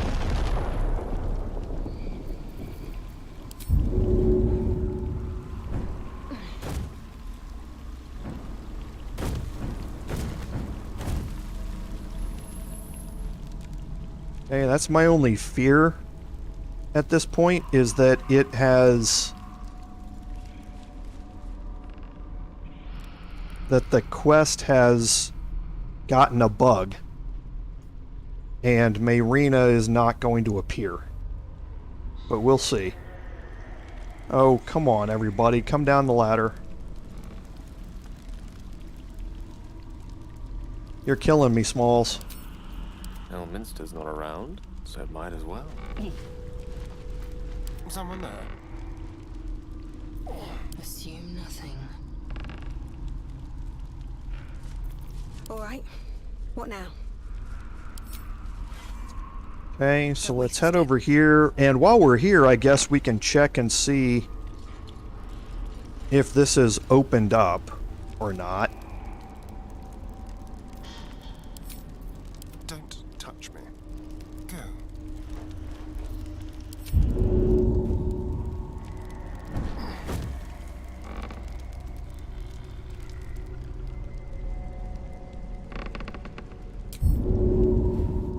Okay, yeah, it doesn't look like it is. So, this is not opened up. So, there's only this way to get, this pathway to get in there.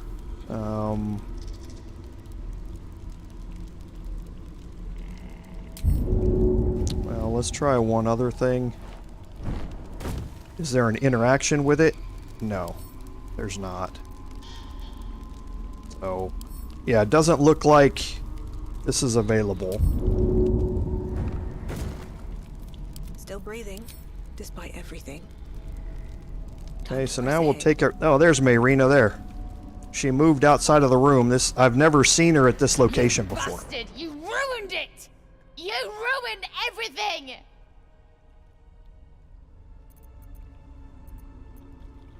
You want thanks? A slap is all you deserve. Ethel was going to bring my husband back from the dead, and now I'll never see him again. Because of you!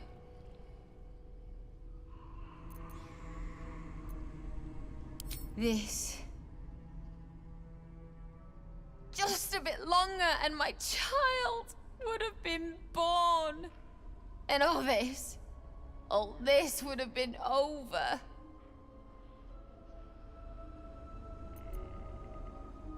This was the best chance I had. For me and my baby. Auntie Ethel promised to give this child a good life. Teach them magic, even. More than I could have done.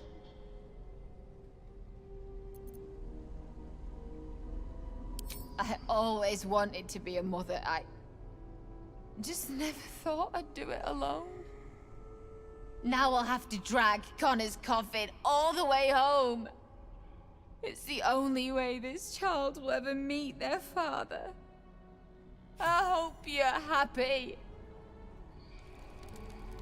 Okay, so now she's going to take off, and this is what she normally does. For some reason, this thing bugged out and put her in here for some reason. I don't know why.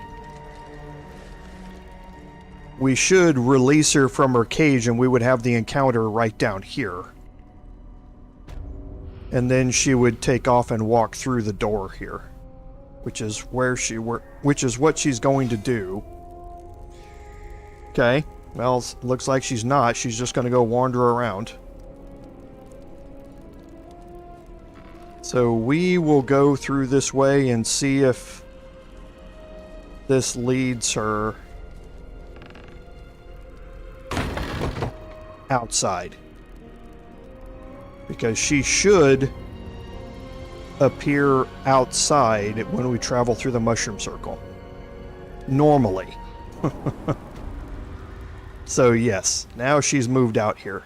So if you ever need to reset it, I guess that's where she might be, is sitting in there. So we can climb up here and we can have a conversation with her.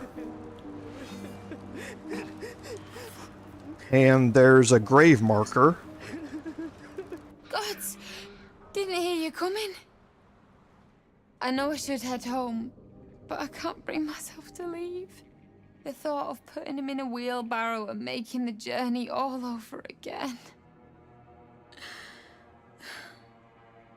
Okay, so we have some options here. So we can keep the wand, or we can give her the wand. Not even a little bit. But I will be. Okay.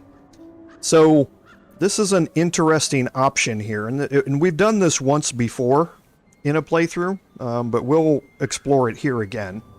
What? You can? You feel a surge of power from the wand. The air suddenly tastes acrid. It wants to be used. Bring it back. Bring Connor back. Please. Okay, now this wand is kind of like Lump's Warhorn.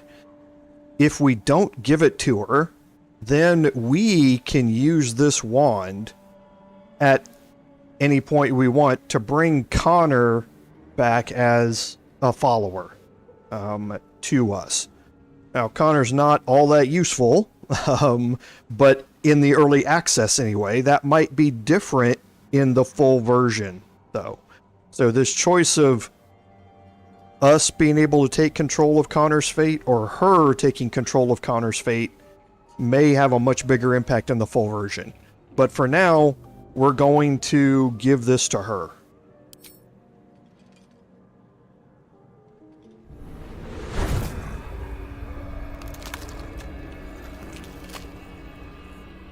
What? What's happening? Why is he still dead?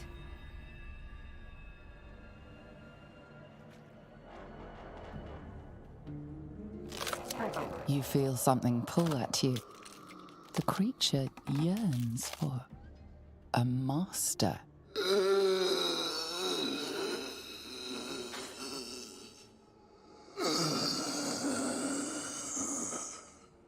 What have you done to him?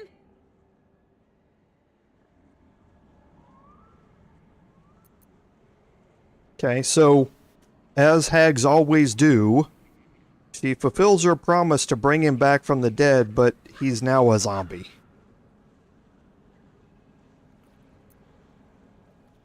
He's not a creature. He's my husband. I wanted him back. Back the way he was. Not this. Okay, so here you can have the option of what to do with the wand. So either we can keep the wand, or we can give it to her, or we can just kill it, or we can bury him again and forget about him. So Connor? Connor! I don't even know if he's in there. But he might be. And if he is, I'll find him and bring him back. okay, so we're going to give her the wand. Thanks. But we'll need more than luck. A bloody miracle, more like it. I'll find a wizard or something. Maybe someone in Baldur's Gate can help us. Connor always said you can find anything in that city. Remember? And thank you, I guess. Come on, love. Let's go. And they're going to take off. Okay, and that completes the quest to save Mayrina. So maybe in the full version you will see them again in Baldur's Gate and find out what happens with them, but you won't be able to see anything in the early access. So Astarion obviously has something he wants to say after that. I'm not sure what we expected, really. It was never going to be happy ever after with a hag involved. Hey, Micavelli, the wand is a control wand for Connor in his zombie form. Once you've used it on the coffin and he's raised as a zombie, then you can either keep the wand, in which case Connor will become a follower for you, which you can order him around just like you would any other familiar and that sort of stuff. Or you can give the wand to Mayrina, and then Mayrina now has control over Connor, and in this case, she's going to go to Baldur's Gate with him and see if she can fully resurrect him, as opposed to just reanimating him, which is what the wand has done.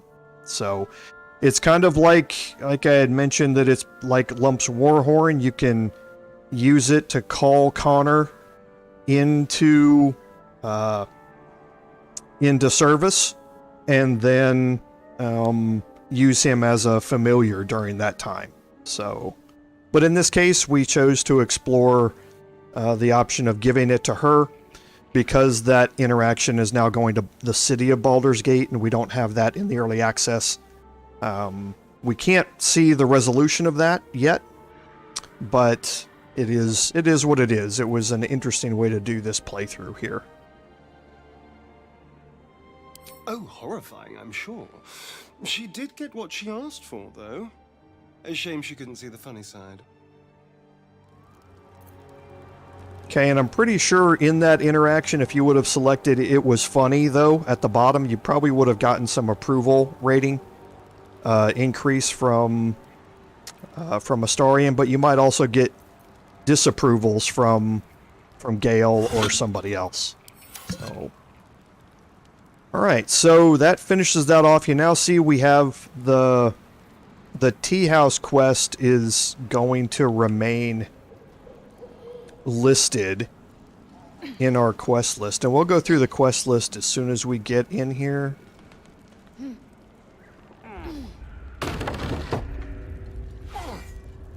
You can see the path to Moonrise Towers is still here. So looking through our journal, save Mayrina is now completed. Mayrina and Connor left for Baldur's Gate. Who knows if we'll ever see him again. In the full version, when you get into the city, maybe you will. So there could be a completion of that, or an extension of that quest later on. And it doesn't look like anything else is needed here. So get help from Auntie Ethel. This is the quest that is listed as the Teahouse. We saved Mayrina in that we convinced Auntie Ethel to give us the power and release her, but that did not complete this. This thing has been kind of bugged this way for a while, that if you don't kill Auntie Ethel, this quest is going to stay there. And I'm not entirely sure if that means in the full version you might encounter Auntie Ethel again, and that's why it stays uncompleted, but it's going to remain uncompleted in our journal. No worries, Machiavelli. If, like I say, if there are any questions you have, let me know. I'm here to help you guys on your playthroughs as much as I am through mine. So, we've already explored all of this outside here in this area, so there's nothing for us left to do, except we have inventories full of stuff that we don't need. So we're going to go to our map and head back to Sylvanas' Grove.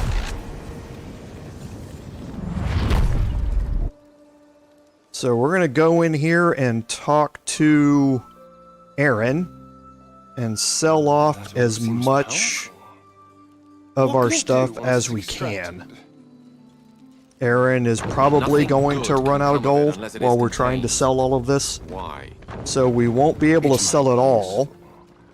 But that doesn't really matter as much because of the next place that we're going to end up going. We're probably not going to get to it.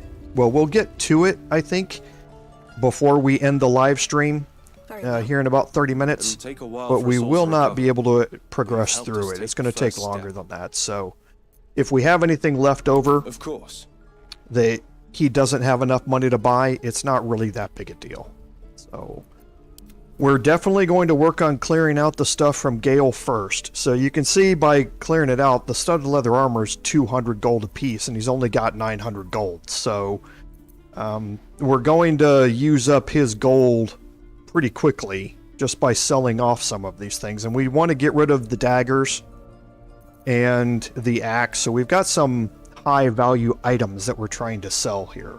So let's get rid of these high value items here. The daggers are only carrying half a pound, so let's get rid of some of the high weight items.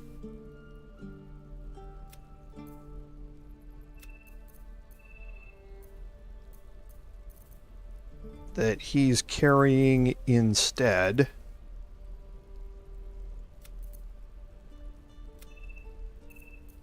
Okay, now the rest of it is fairly lightweight stuff, so let's start getting rid of some of the books.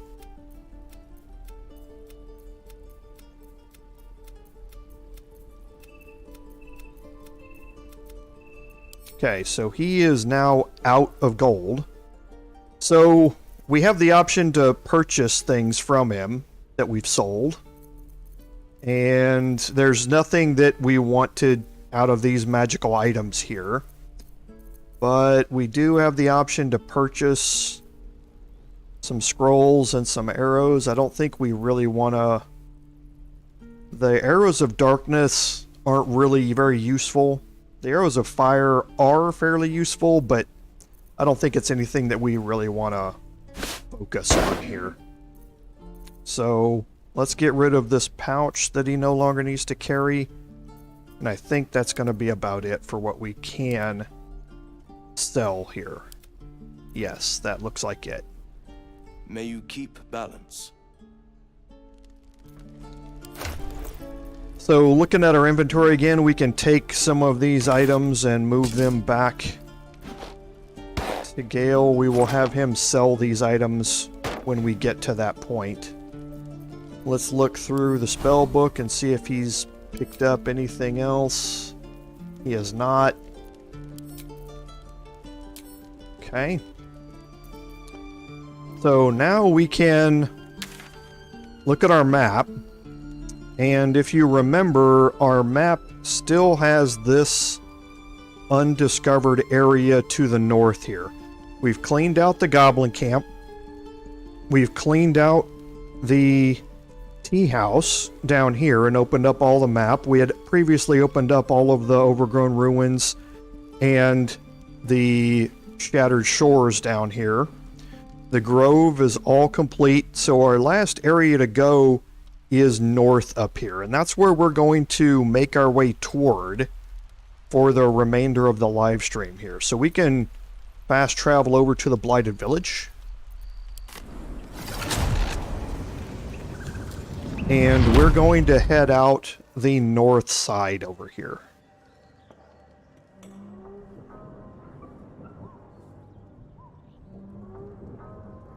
And yes, this is the way we want to go. So we're going to head out these doors.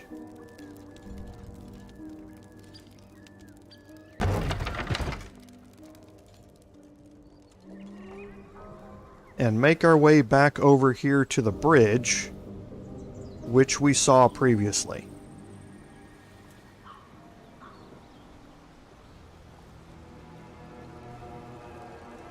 Okay, and now here we're going to jump across.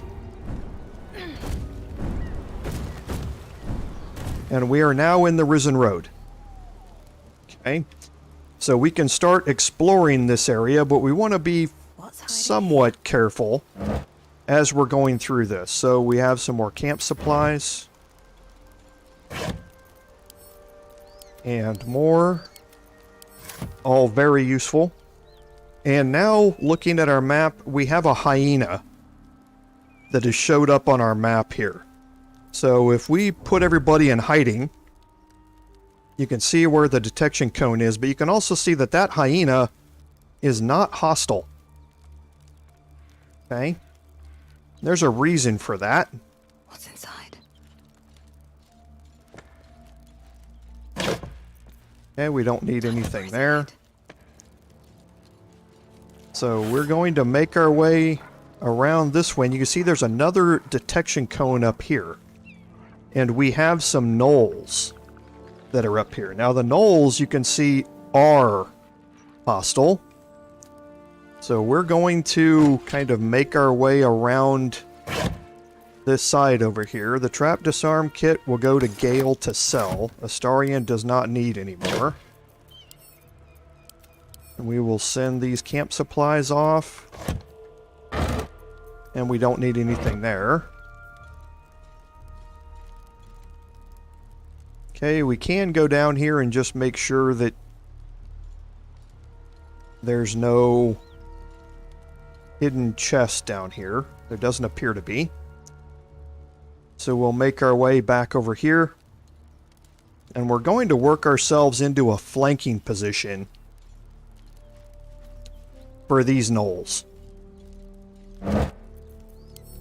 And some more camp supplies. And we have some more down here that we can pick up.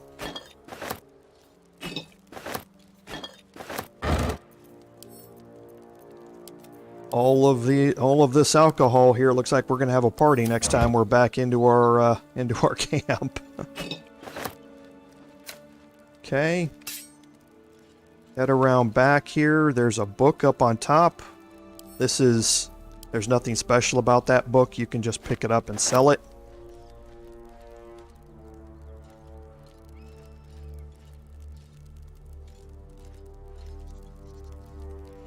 Okay, and we're just making our way around here and kind of opening up the map a little bit. And searching a few crates. And now we're going to head back toward the Gnolls. We're going to be exploring this at the start of next week's live stream. We just don't want to go in there and start that yet. So we don't need to pick up the Autumn Crocus. We've already got one of those. So holding Alt periodically, nothing's showing up. Okay, this is another way into the inn area here. Again, we're not going to explore that yet. Now you can see the detection cones for the Gnolls, and you can see that there are 4 of them down here. Okay. You can also see that around here to the right, we have another way to approach the Gnolls as well. So what we're going to do is get in here and we're going to split our group. We're going to bring Lae'zel back here. We're going to bring Astarion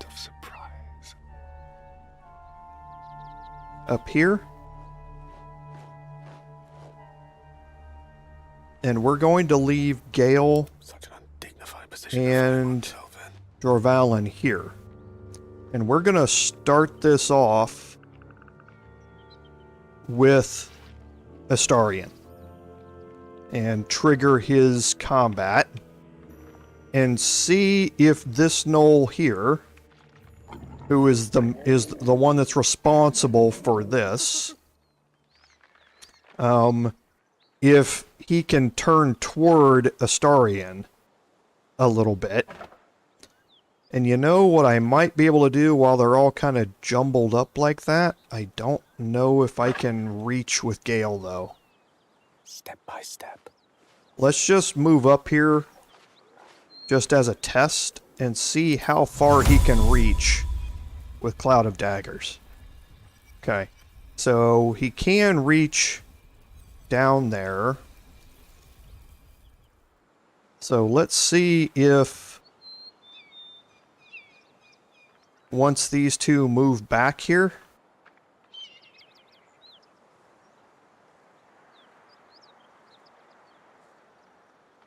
if we can get a Cloud of Daggers to encompass all of them.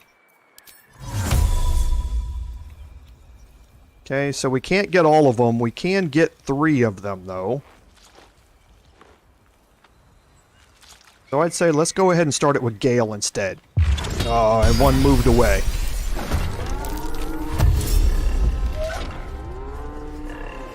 Okay, so he dashed up.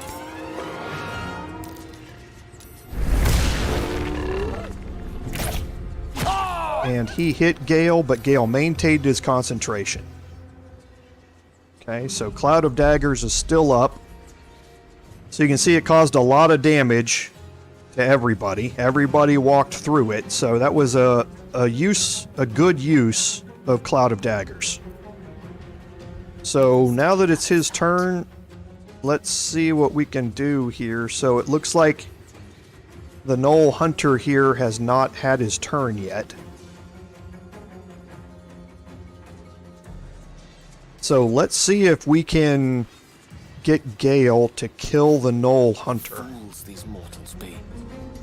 If he can, with his magic missile, which he should be able to.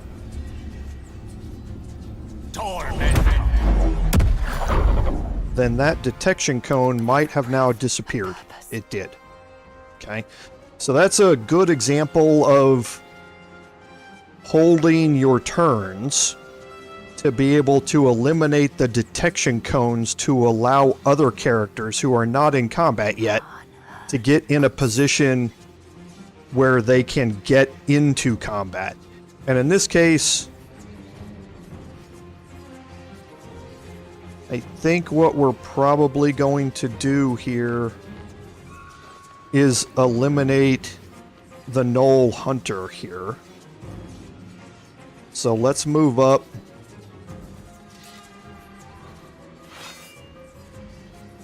We'll move up to here. And we're just going to do a regular attack here. And that critted. So now the last person not left in combat is Jorvalin. And let's see what we can do as far as movement here.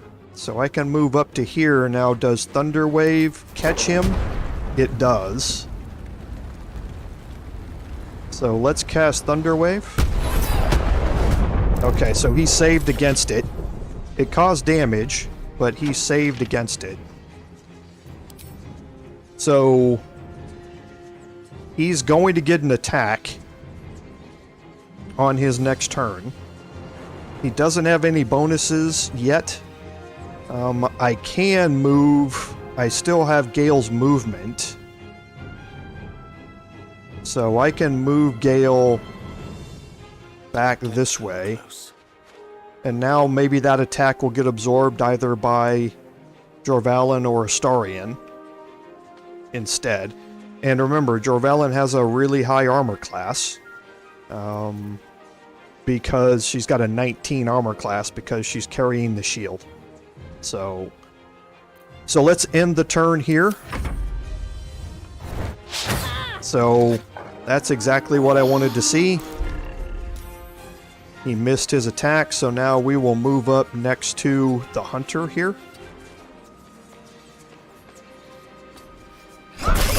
Hey Reinmar, how are you? Welcome to the stream.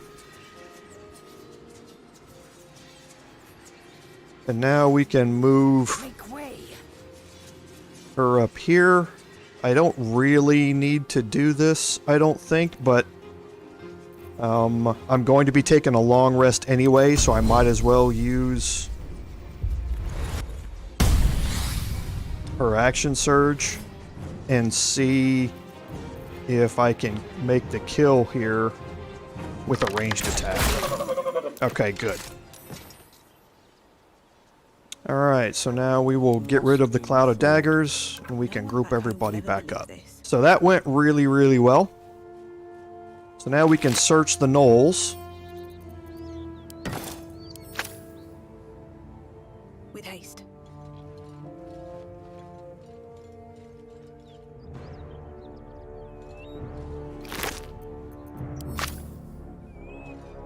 My energy wanes. Time to rest.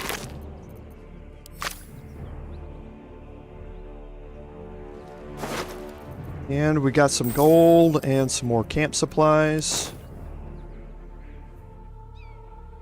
And we do have some piles of bones and things like that that we can search down here.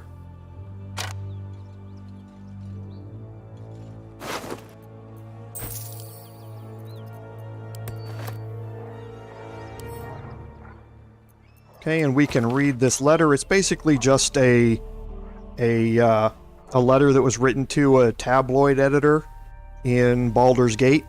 Again, nothing that we can really do with it now, but again, it may be something useful in the full version. And now we're here in this hyena area. Now the hyenas, you can see, have a condition called bloated. Okay. What that means is that if you're unfamiliar with tabletop D&D or the Monster Compendium, the way that Gnolls reproduce is by infecting hyenas, who then get sick and turn into more Gnolls. Okay?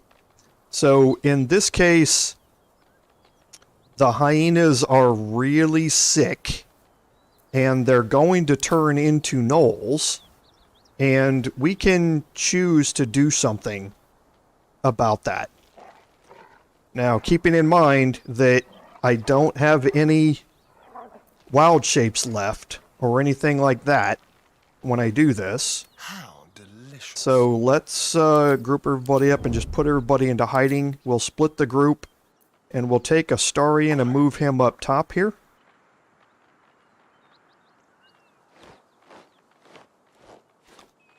So, Mr. Mars, love the info, man. I want to start a Druid with my friends when we pick this game up. Druids are an amazing character class. They're so versatile in what they can do, and you have a lot of choices with how to play them.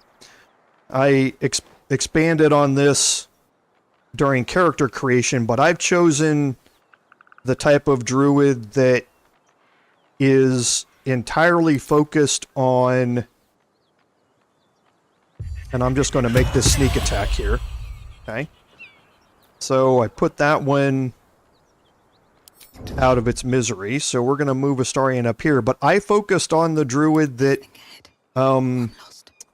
has more to do with wild shape. And how it can use its wild shapes to interact with other characters and initiate combat. So I'm really happy that I chose that specialty for my Druid in this playthrough. But yeah, you have so many different options here. And I'm going to take her out of hiding and move her down here. This must be where the Gnolls attacked. And we have some options here, and you can see that we can attack all of them. If we move up and actually attack...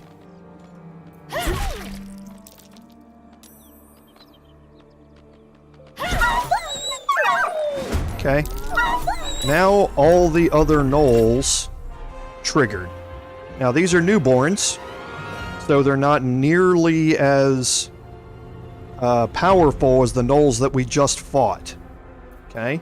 But we're now going to cast Spike Growth right here in front of us.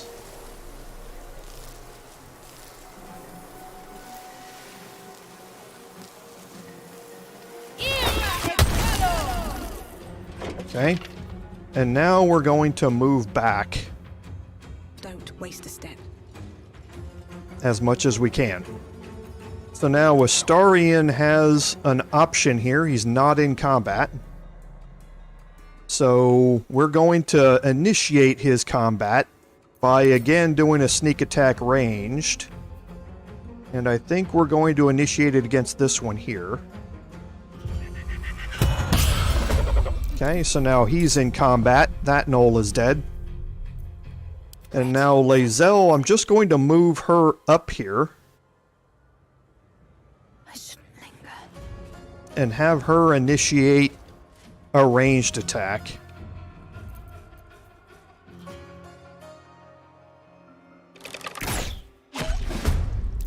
Okay. And then Gale, I'm just going to have him move up here and throw out a cantrip. Actually, he can use the Ray of Sickness from if he's within range. He is. So let's cast it here. Get everybody decreased some.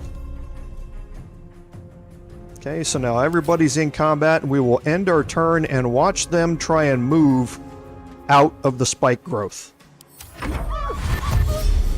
Okay, so they're dashing. Took 7 points. He died, and he died. Place is overrun with gnolls. Okay, so now we can get rid of spike growth. No wonder if they're leaping from hyenas left and right. And we got our first level 5 We will rip them from top to tail. level up here. So good to see. One day I'll catch a So we're going to head down here and search through the hyenas and the gnolls. I don't believe you find anything on any of them. We did pick up some poisons. We'll send those to Lae'zel and send the camp supplies off.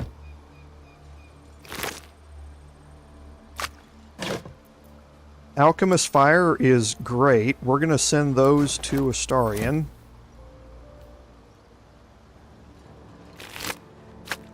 Again, I don't think you find anything on any of the gnolls or the hyenas.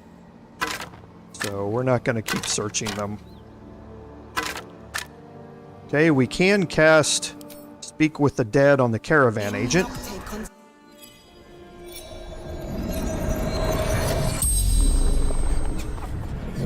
The corpse regards you lifelessly. Tavern, hideout, secret, wizard's shipment, chest, Rugen protected it, took it north. Lucky son of a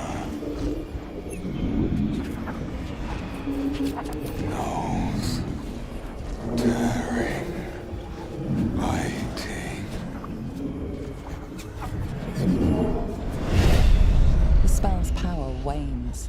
You can ask no more questions. Okay, in that interaction there, it gave us a new side quest here, which we're going to be exploring in next week's live stream. Okay, so we have a dagger. We also have some shipment orders, which we can read, which says, deliver the chest to me unopened, and if you open it, I'm going to know about it, and bad things are going to happen.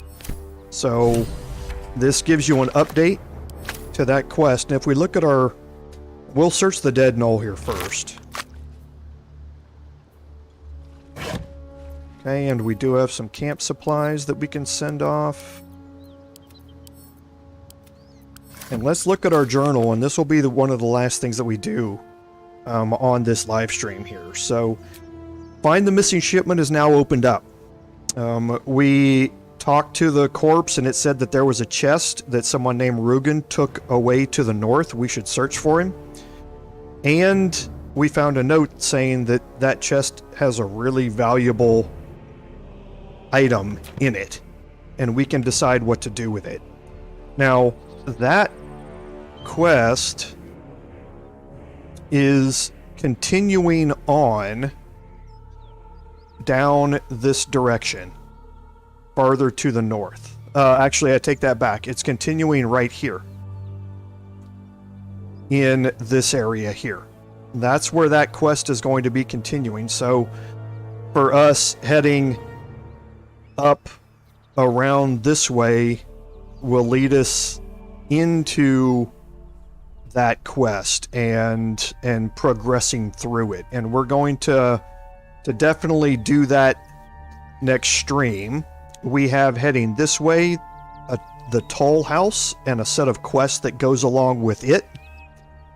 We have the back entrance to the area with the expensive chest quest, and then we have the tavern and Joaquin's Rest back over here, which we will explore also in next stream. So we have a lot of things that are going to be happening next stream. There's going to be a lot of side quests that we'll be able to get into and take care of. And once we finish off all of those things, we should be able to do all of that. Well, let me think.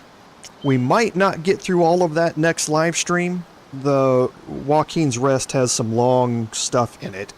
So, but we will definitely be able to finish the Toll House, and we will definitely be able to finish Never mind. the chest interaction with Rugen in our next stream. So we'll get some really good quest interactions, and after that we will head to Joaquin's Rest and see how far we get through that. And then after that's done, we should have everybody at level 5. We are definitely going to start out our next live stream by taking a long rest here. You can see that Gale's completely out of spells. I do not have any wild shapes, which I could get back with a short rest, but I've also used some of my spells. So we will definitely start out next live stream by taking a long rest, doing a level up, our first one to level 5 that you all have seen, since this is the first playthrough that I've done in patch 9.